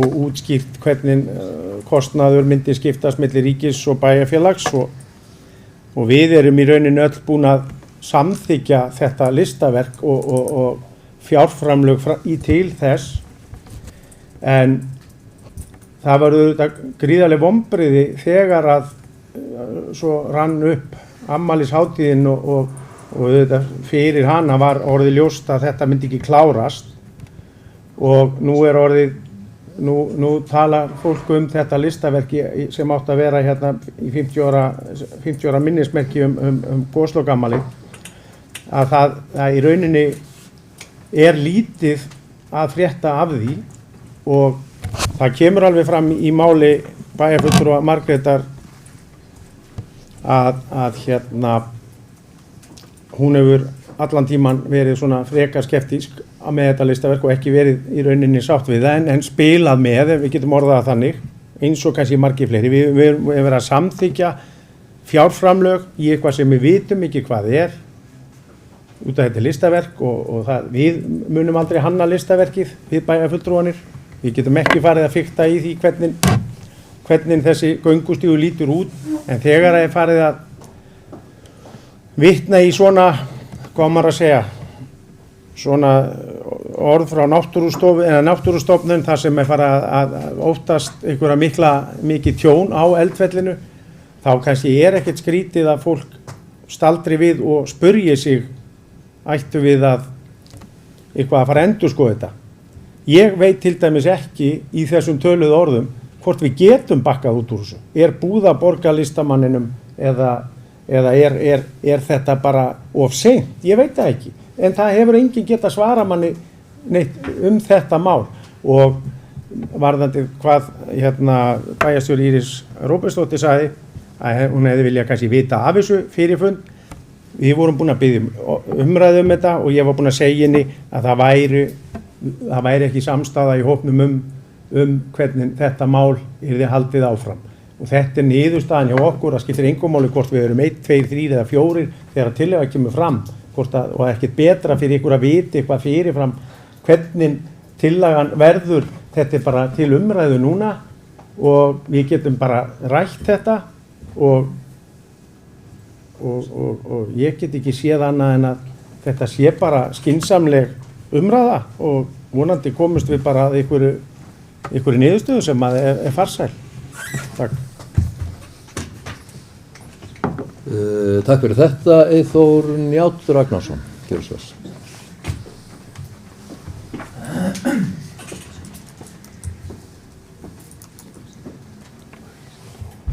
Háloflegur forseti, ég verða að taka undir með bæjarstjóra. Við höfum vitað alveg að það er svona ákveðnir efasemdir sem að bæjarfulltrúar hafa þetta listaverk og það er bara ekkert nema eðlilegt, sérstaklega í ljósi þess að eins og við komum við fram, við erum ekki í því að hanna þetta og ætti ég þá ekki held ég annað eftir en að fara að hanna einhver listaverk að taka þátt í hönnun þeirra. Hér er samt verið að tala það að fá kynningu á þessu verki og í framhaldinu að fara með þetta í íbúakosningu. Það hefur í rauninni ekki verið mikið rætt þetta á vettvangi bæjarstjórnar, milli bæjarfulltrúa, hvernig málið er statt og annað. Og þess vegna held ég svona í ljósi alls þessa að það er náttúrulega, ég ætla líka að segja að það er stór ákvörðun að láta íbúa í Vestmannaeyjum kjósa hluti. Það er ekki gert nema undangenginni bara víðtækri og bara gríðarlega víðtækri kynningu meðal bæjarbúa á verkefninu. Kynningu á einhverju sem að kannski er ekki eins og staðan er núna hreinlega bara til. Því að það er alveg rétt, við höfum ekki miklar upplýsingar það hvernig allt mun verða á endanum, en við höfum svona ákveðnar hugmyndir það og sem gerir málið náttúrulega nokkuð snúið. Og það er alveg rétt. Þannig að ég hef skilning á þessu, en ég held að við hér, ég get allavega ekki sagt að ég sé tilbúin að samþykja þessa tillögu eins og hún kemur hérna fram bara í fyrsta skipti og er slengt hérna inn í loftið. Þannig að ég held að það sé bara farsalast fyrir málið, bæði til þess að halda því áfram eða til þess að skoða það betur, móta okkur ykkur að frekari skoðun á því, að umræðan fari bara fram og við getum tekið þessu umræðu með þeim gögnum sem við þurfum að hafa, með öllu því sem liggur fyrir með öllum þeim sem þekkja mest til málsins, og ég veit að forseti hefur verið í spjallinu við og reyndar varaforseti bæjarstjórnar líka, hafa verið í þessari afmælisnefnd og þekkja best til þessa máls. En ég held að það væri eina sem gæti gerst til þess að vinna málinu áfram, að það væri að við vísum því inn í bæjarráð, tökum umræðuna þar, jafnvel í stærri hópi, fáum kynningu á þessu sem að við þurfum til þess að geta móta okkur almennilega afstöðu til þess og vinnum málið áfram þannig. Ég held að það sé rökrétt næsta skref í þessu mál. Með leyfi varaforseta, ég vildi aðeins rétt hnýta við þetta að þegar af þeirri ástæðu að við myndum að minnstakosti kom ekki fram í tillögunni hvað yrði spurt í þessari íbúakosningu, það er að segja er spurt það hvort eigi að búa til listaverk og búa til minnisvarða, eða er það minnisvarðin sjálfur og listaverkið sem á að bera undir atkvæði íbúana. Eiga íbúarnir að taka afstöðu til þess hvort að listaverkið sé nógu gott til að vera búið til, eða taka afstöðu til þess hvort að það verði búið til yfir höfuð. Þetta er eitt atriði. Ég held svo sem fjárskuldbindingarnar eru þær sem voru samþykktar hér og samþykktar með í sameiginlegri viljayfirlýsingu með ríkisstjórninni, samtali við listamannin, en samningurinn gerð listaverksins er á þeim stað sem ég lýsti hér áðan, hann er ekki fullgerður og það eru 2 fyrirvarar meðal annars samþykki viðkomandi stofnana sem hafa umsagnar og ákvörðunar rétt það hvernig megi ganga að samskiptunum við náttúruna að þessu leyti. Þannig að það eru, og slíku fyrirvari yrði byggður þá inn í þennan endanlega samning. En þetta er ekki alveg gert bara með því að snýta því út aðra nösina að samþykkja tillögu að þessu tagi sem hér var lögð fram. Íris Róbertsdóttir gjörðu svo. Forseti, bara svo það sé sagt að þá held ég enginn hérna inni deili ekki áhyggjum sem koma fram hvernig þetta myndur líti út, hefur þetta áhrif á fjallið og allt þetta. Ég held að enginn hérna, ekki það við kannski eigum þetta fjall ekki eftir 2 ár, bara benda ykkur á það, ríkið vill eiga það, þannig þeir geta bara gert þetta. En málið er að margir punktar sem komu fram í máli bæjarfulltrúa, Margrétar Rósar Ingólfsdóttir hér áðan, geti bara verið sammála. Það sem ég er ósátt við, ef það hefur verið einhver alvara í þessari tillögu, þá hefðu þið komið með hana vegna þess, ég sé að ég fæ hérna svip, ef það hefur verið einhver alvara í tillögunni, að þá hefðu þið auðvitað spurt okkur hvort við varum til í að vera á henni og lagt þetta hérna fyrir fund, vegna þess að þetta er sameiginleg samþykkt bæjarstjórnar. Það var sameiginleg samþykkt að fara í þetta. Ef að það er komin, og það var vitnað til þess að við hefum rætt í bæjarráði, að við rætt við mig að það væri ekki allir sammála, og ég sannarlega vissi það hefði alltaf verið að segja, heyrðu, við viljum kannski bara staldra við og komið tillögu, þá hefðu við kannski bara tekið samtali.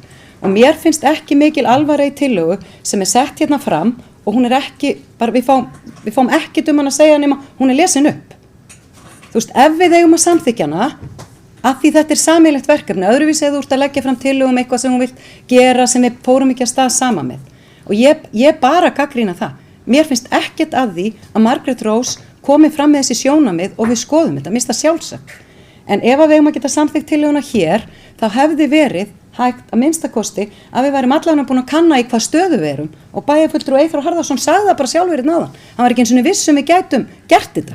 Þannig eðlilega er betra að við vísum þessari tillögu til efnismeðferðin í bæjarráði, hún getur svo bara komið aftur hérna inn. En gefum okkur öllum tækifæri á að hugsa þetta. Við höfum ekki fengið það. Af því þetta er risastór ákvörðun, en ég deili mörgum af þeim áhyggjum sem komu fram hér hjá Margréti áðan, en bara svo það sé sagt að því að bæjarfulltrúi Eyþór Harðarson tala það sem hafi verið rætt í bæjarráði, nú er ég ekki að tala neitt orðrétt, en þá kom það líka fram að það eina sem búið væri að nota og sjóðum, það er engin skuldbinding hjá Vestmannaeyjabæ önnur en þú, það er búið að vinna í deiliskipulagi sem Margrét þekki, það er ekki búið að borga, það er ekki búið skrifa undir einhverja samninga, það er ekki. Þess vegna er ég að segja, gefum okkur þá tækifæri en gerum það þá saman. Þetta er ekki vettvangurinn með þessum hætti. Þannig ég legg til og skora á fulltrúa Sjálfstæðisflokksins að styðja það að við höldum bara vinnunum með málið áfram inn í bæjarráði og það er hægt að halda stærri bæjarráðsfundi, það sem allir bæjarfulltrúar geta verið á. Eins og við gerum stundum í tengslum við annað. Eða bara haldið vinnufund þetta. Þannig að við getum þá kannski verið búin að viða okkur einhverjum gögnum með einhverju. En bara svo það sé alveg skýrt, þá skil ég alveg margt og ég geti verið tekið undir margt sem kom fram hér hjá flytjanda tillögunar í undanfaranum, en mér finnst þetta samt svolítið þannig að það hefði verið allt í lagi ef við hefum viljað fá þessa tillögu samþykta að fara hans yfir hana með okkur, eru til í að vera á þessu. Takk fyrir þetta, Hildur Sólveig Sigurðardóttir, gjörðu svo vel.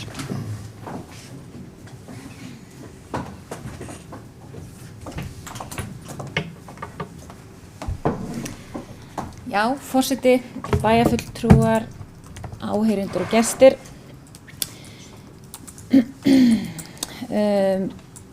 Já, sko við erum að tala hérna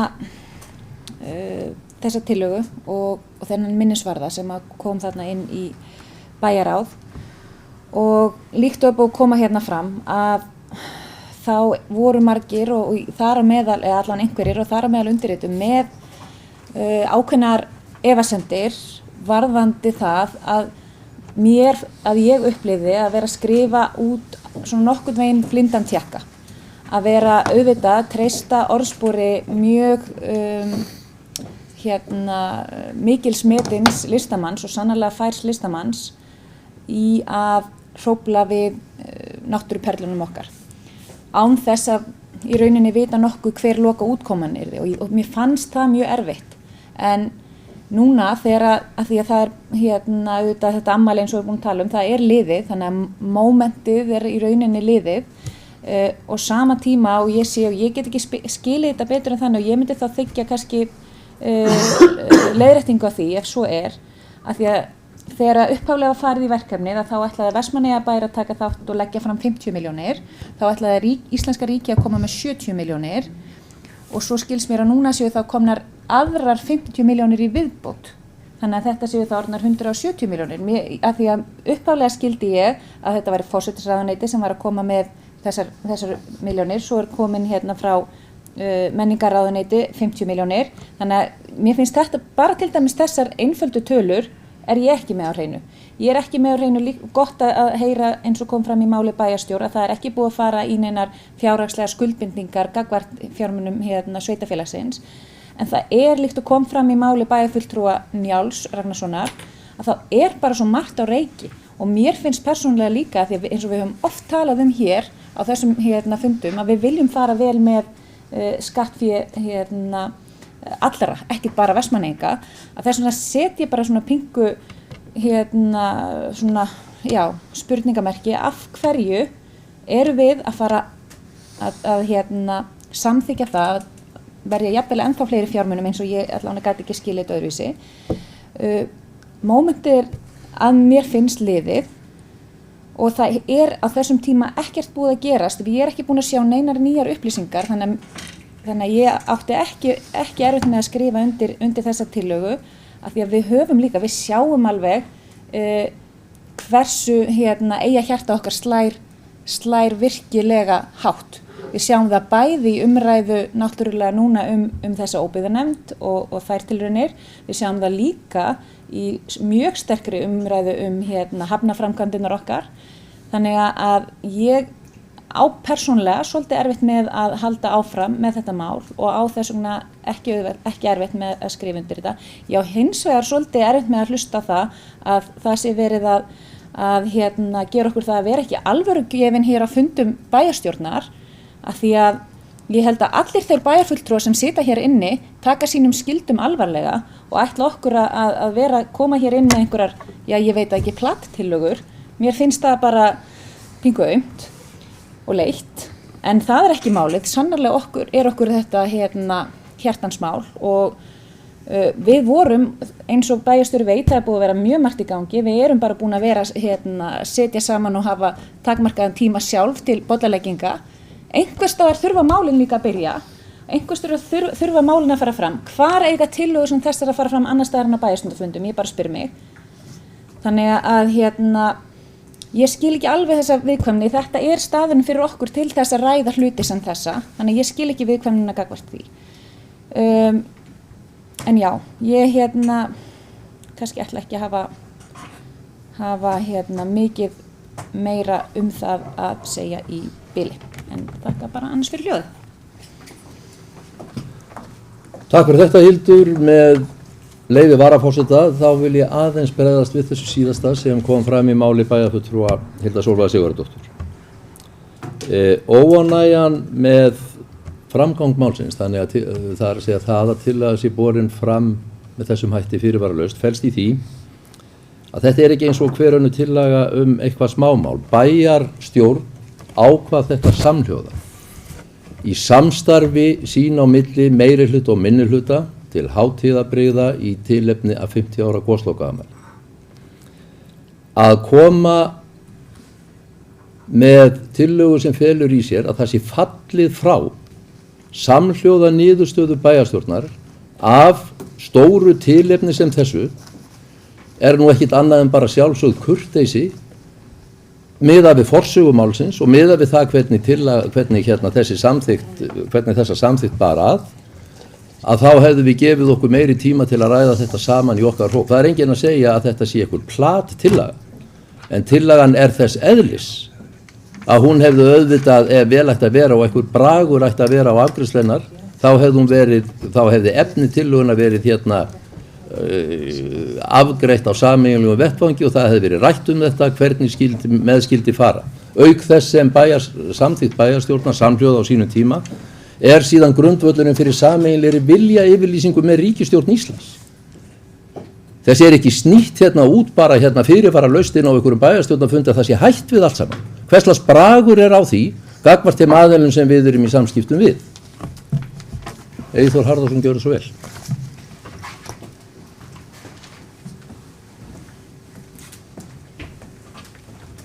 Forseti, góðir bæjarfulltrúar. Ég held að maður sé svo sem að fara að segja svo sem alveg það sama maður sagði áðan. Auðvitað er málið ekkert í þeim farvegi sem var í fyrir 2 árum þegar við sömdum öll, eða samþykktum öll að fara í þetta mál og þótti bara ágætis mál að flestra mati. Núna bara tæplega 1 ár eftir goslokaafmælið eða mörgum mánuðum þá spyr fólk sig og spyr fólk okkur öll bæjarfulltrúana hér á götum bæjarins hvað er að frétta af þessu listaverki. Og við yftum held ég bara flest öll, maður getur ekki útskýrt mikið, allavega það er alveg á hreinu og maður nær ekki að útskýra til að segja að þetta verði flott eða að þetta mun ekki hafa neina áhrif. Maður fekk þær útskýringar að þetta er einhver göngustígur í Eldfellinu og hann er bara einhver myndrætt svona frá einhverju sjónarhorni mikið listaverk.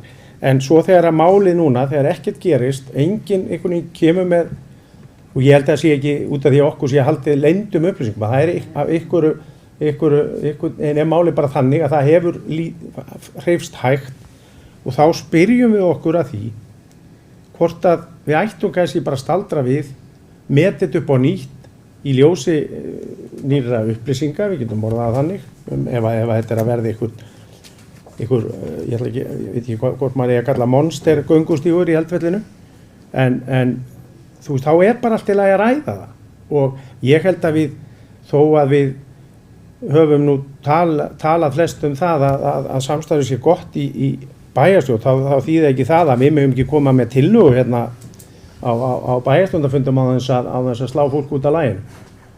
Og svo finnst mér forseti bæjarstjórnar að bera aðeins svo mikla virðingu fyrir ríkinu þegar hann endar sitt á hvers slags bragur er það að fara svona með máli gagnvart ríkinu, við erum að tala ríki sem ætla sér að fara að taka á okkur eyjuna. Takk fyrir. Takk fyrir þetta, Eyþór. Vilja fleiri tjá sig um málið? Ef ekki, þá ætla ég að bera upp þá tillögu að þessu máli verði vísað til bæjarráðs, til frekara umfjöllunar.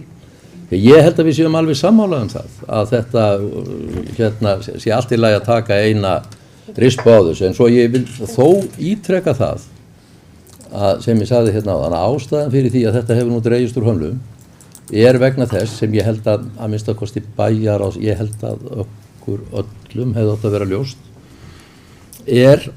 að þegar ljóst var að þessi upphaflegu fjárframlög, 50 frá bænum, 70 frá ríkinu, myndu ekki duga fyrir heildarkostnaðinu við þetta, þá staldraði einmitt bærinn við og sagði við erum ekki tilbúin til að undirrita samning sem felur í sér meiri kostnað heldur en bæjarstjórn samþykkti að láta í þetta, fyrir en það líki ljóst fyrir með fullnægjandi hætti að sá kostnaðarauki sem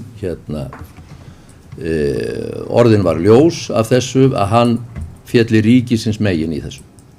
Og þetta hefur tekið núna bara býsna marga mánuði að fá úr þessu greitt með þeim hætti sem síðan var kynntur eftir því sem ég best veit í bæjarráði á miðvikudag.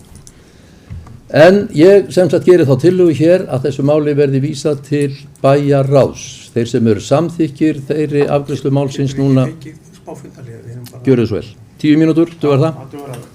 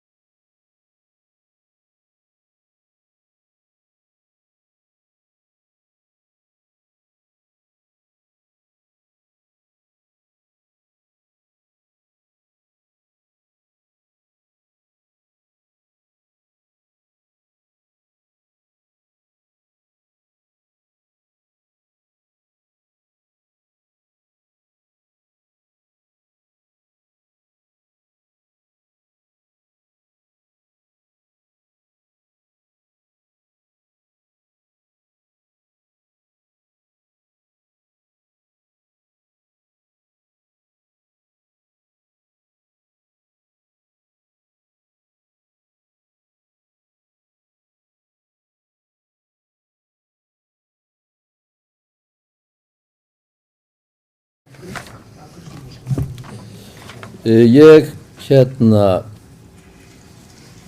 samkvæmt ósk vil ég lesa tillöguna sem ég gerði hér áðan. Ég gerði sem sagt tillögu að vísa framkominni tillögu bæjarfulltrúa Sjálfstæðisflokksins varðandi minnisvarða í tilefni af 50 ára goslokaafmæli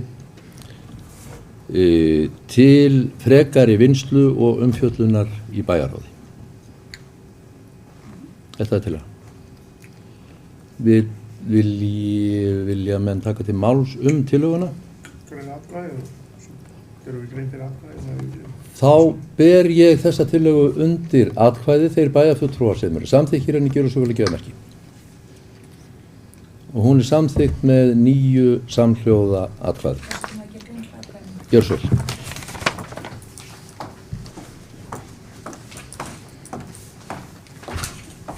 Forseti og bæjarfulltrúar, ég vil fá að gera grein fyrir atkvæði mínu með bókun sem allir bæjarfulltrúar Sjálfstæðisflokksins skrifa undir og hún er svohljóðandi.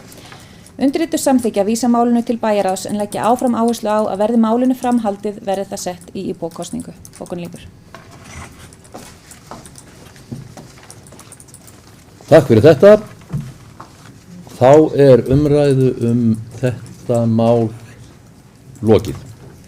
Liðir 1-2 og 4-11 í þessari fundargerð bæjarráðs númer 3210 liggja fyrir til upplýsingar.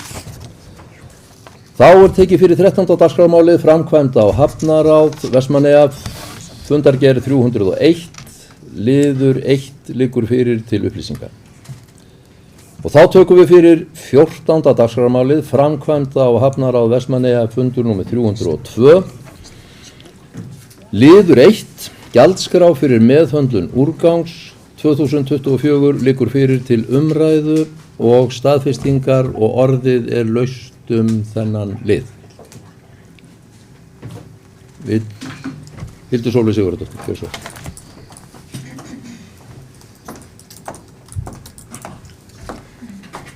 Já, forseti, bæjarfulltrúar, gestir og áheyrendur, ég ætla að fá aðeins að ræða þetta. Búið að vera mikil umræða sorpmálin og kostnað vegna sorpvinnslu og rúmdýnur og ég veit ekki hvað kostnaður við förgun á þeim og annað slíkt og ég fagna bara áfram þessari fínu fjölmiðlu umfjöllun sem er búin að vera með þetta og bara svona ákveðnum vangaveltum. Það er náttúrulega líka búin að mínu mati eiga sér stað svona ákveðin upplýsingaskortur og svona aðeins búið að vera var auðvitað áætlað á sínum tíma fyrir áramót, var það ekki, upplýsingafundur varðandi sorpmálin og þetta hefur einhvern veginn svo sem eins og auðvitað kannski margt annað varðandi sorpið hefur svolítið svona tafist og þú veist og það er auðvitað líka bara á landsvísu verið svona hefur þetta verið ekki vinsælasta efnið hvorki til að fjalla eða taka ákvarðanir og einhvern veginn svona verið ákveðin svona ákvörðunarfælni en þetta hefur mér finnst bara þetta mál svolítið svona hafa kannski fengið óheppilegan framgang og bæði að þessi gjaldskrár umræða að mér skildist allavega eins og þegar við vorum að ræða þetta fyrst að það yrði þessi 4,5% hækkun og það var náttúrulega tímabili alltaf verið að tala eitthvað klippikort og það fór út í umræðuna og svo er það svona svolítið náttúrulega bara búið að taka það tilbaka og en auðvitað er þetta pay as you throw kerfi og auðvitað er þetta náttúrulega mjög mikið umhverfismál og ég held að ég geti allavega staðið hér og verið mjög sammála því að þeir sem að þurfa að henda mestu að þeir séu náttúrulega að greiða fyrir það en ég held að við hefum kannski getað höndlað þetta mál aðeins betur. Ég held að það þurft svona kannski aðeins að vera skýrari bæði varðandi gjaldtökuna og eins varðandi tímasetninguna. Ég veit að fólk er búið að vera til skiptis að taka til í kompum að ég veit að og heyrði af því fyrir mánaðamótin janúar, febrúar og þá var annað hvert heimili alveg bullsveittir heimilismenn að að reyna að grafa upp allt rusl og henda og þannig að hljóta öll og mörg heimili í Vestmannaeyjum að vera orðin ansi fína því að það ætluðu margir ekki að lenda í því að þurfa að borga fyrir óþarfa rusl sem það að hirða í geymslunum sínum.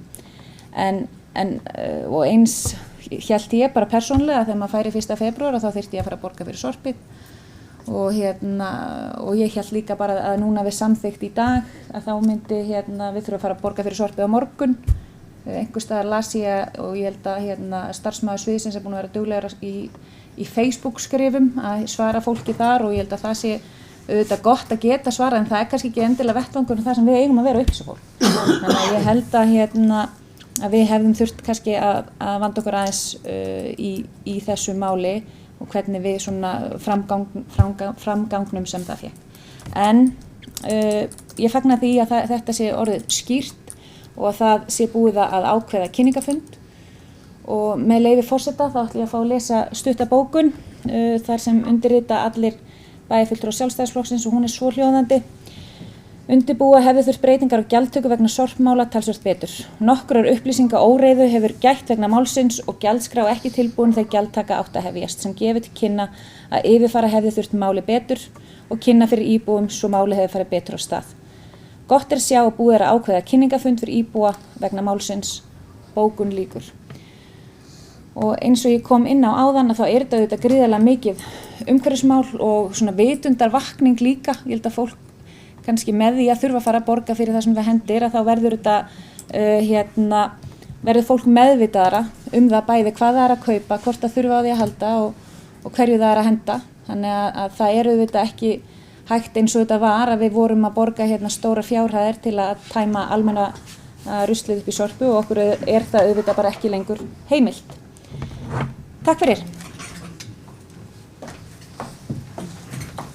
Takk fyrir þetta. Íris Róbertsdóttir, gjörðu svo vel. Ég var ekki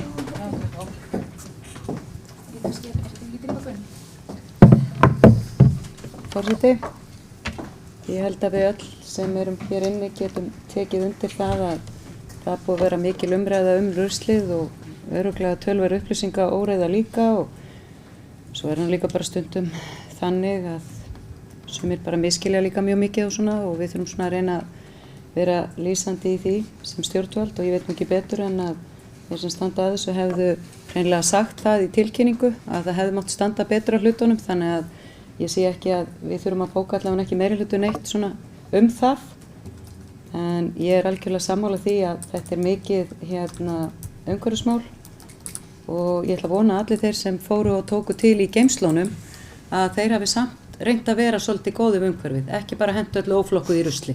Af því það mátti skilja það Hildi Sólveigu Sigurðardóttur að það var svo gott að henda öllu draslinu, en hver borgar fyrir það? Fólkið í Vestmannaeyjum. Vegna þess það er ekki ókeypis að henda rusli og það er í rauninni mjög slæmt að við séum ennþá í umræðu að fólk sé að hóta að henda bara ruslin út á hrauni af því það ætli sko ekki að borga. Við höfum ekki rukkað íbúa, við áttum að vera löngu byrjuð á því, við erum búin að standa gegn því og reyna að hlífa íbúum. Hvernig hafa íbúa þakka okkur það með því að nenni ekki að flokka neitt og á hverju ári er að hækka svona 15-20 milljónir þar sem við erum að greiða fyrir móttökusvæði. En málið það, ég veit það að í þessu eins og öðru þá verða Vestmannaeyingar algjörir meistarar og eftir árið verða bara allir ótrúlega duglegir og átta sig á því að kostnaðurinn er mjög lítill ef þú leggur eitthvað á þig við það rusl sem þú tekur frá heimilinu þínu. En ég vil bara þakka ráðinu fyrir, þetta er mjög skýrt og vel sett fram, þetta var erfið fæðing en barnið er fætt, gjaldskráin er mætt.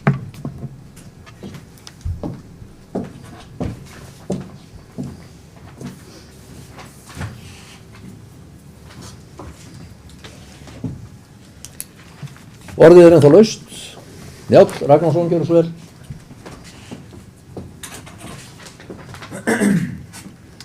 Hátt heiðraður forseti, ég hvet alla til þess að flokka ruslið sitt vegna þess að þannig lækkum við sorpgjöldin hjá okkur og ég hvet fólk eindregið til þess að láta ekki verða af því sem einhverjir hóta að brenna rúmdýnundar sínar upp á hrauni.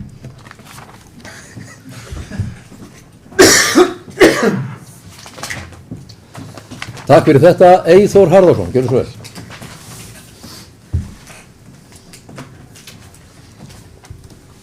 Forseti, góð bæjarfulltrúar, já það er kannski rétt að kannski svona varðandi þessa sorpumræðu og ágætt fyrir þann fjölda sem er kannski líka að horfa á þetta að þetta spjall okkar þetta er að mér finnst vera líka oft aldrei miskilningur hjá fólki í bænum sem heldur að sé að fara að borga fyrir eitthvað rusl sem það hefur aldrei borgað fyrir áður.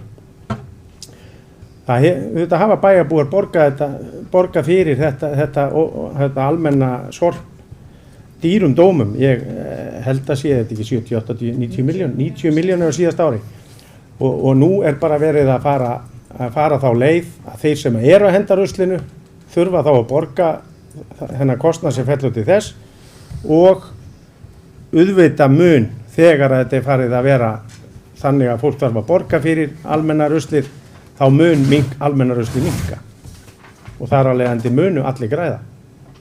Takk fyrir. Takk fyrir þetta, Eyþór. Vilja fleiri tjá sig þetta mál? Svo er ekki og er þá umræðunni lokið og við göngum til atkvæða málið. Þeir bæjarfulltrúar sem samþykkja umrædda dagskrá gera svo vel og gefa merki. Dagskrá. Sagði ég ekki gjaldskrá, sagði ég dagskrá. Afsakið. Þetta er samþykkt með 9 samhljóða atkvæðum. Þá er dagskrá þessa fundar tæmd. Til næsta fundar verður boðað 21. mars næstkomandi og þá fer fram fyrri umræða ársreikninga Vestmannaeyjabæjar fyrir árið 2023 fundunum er slitið.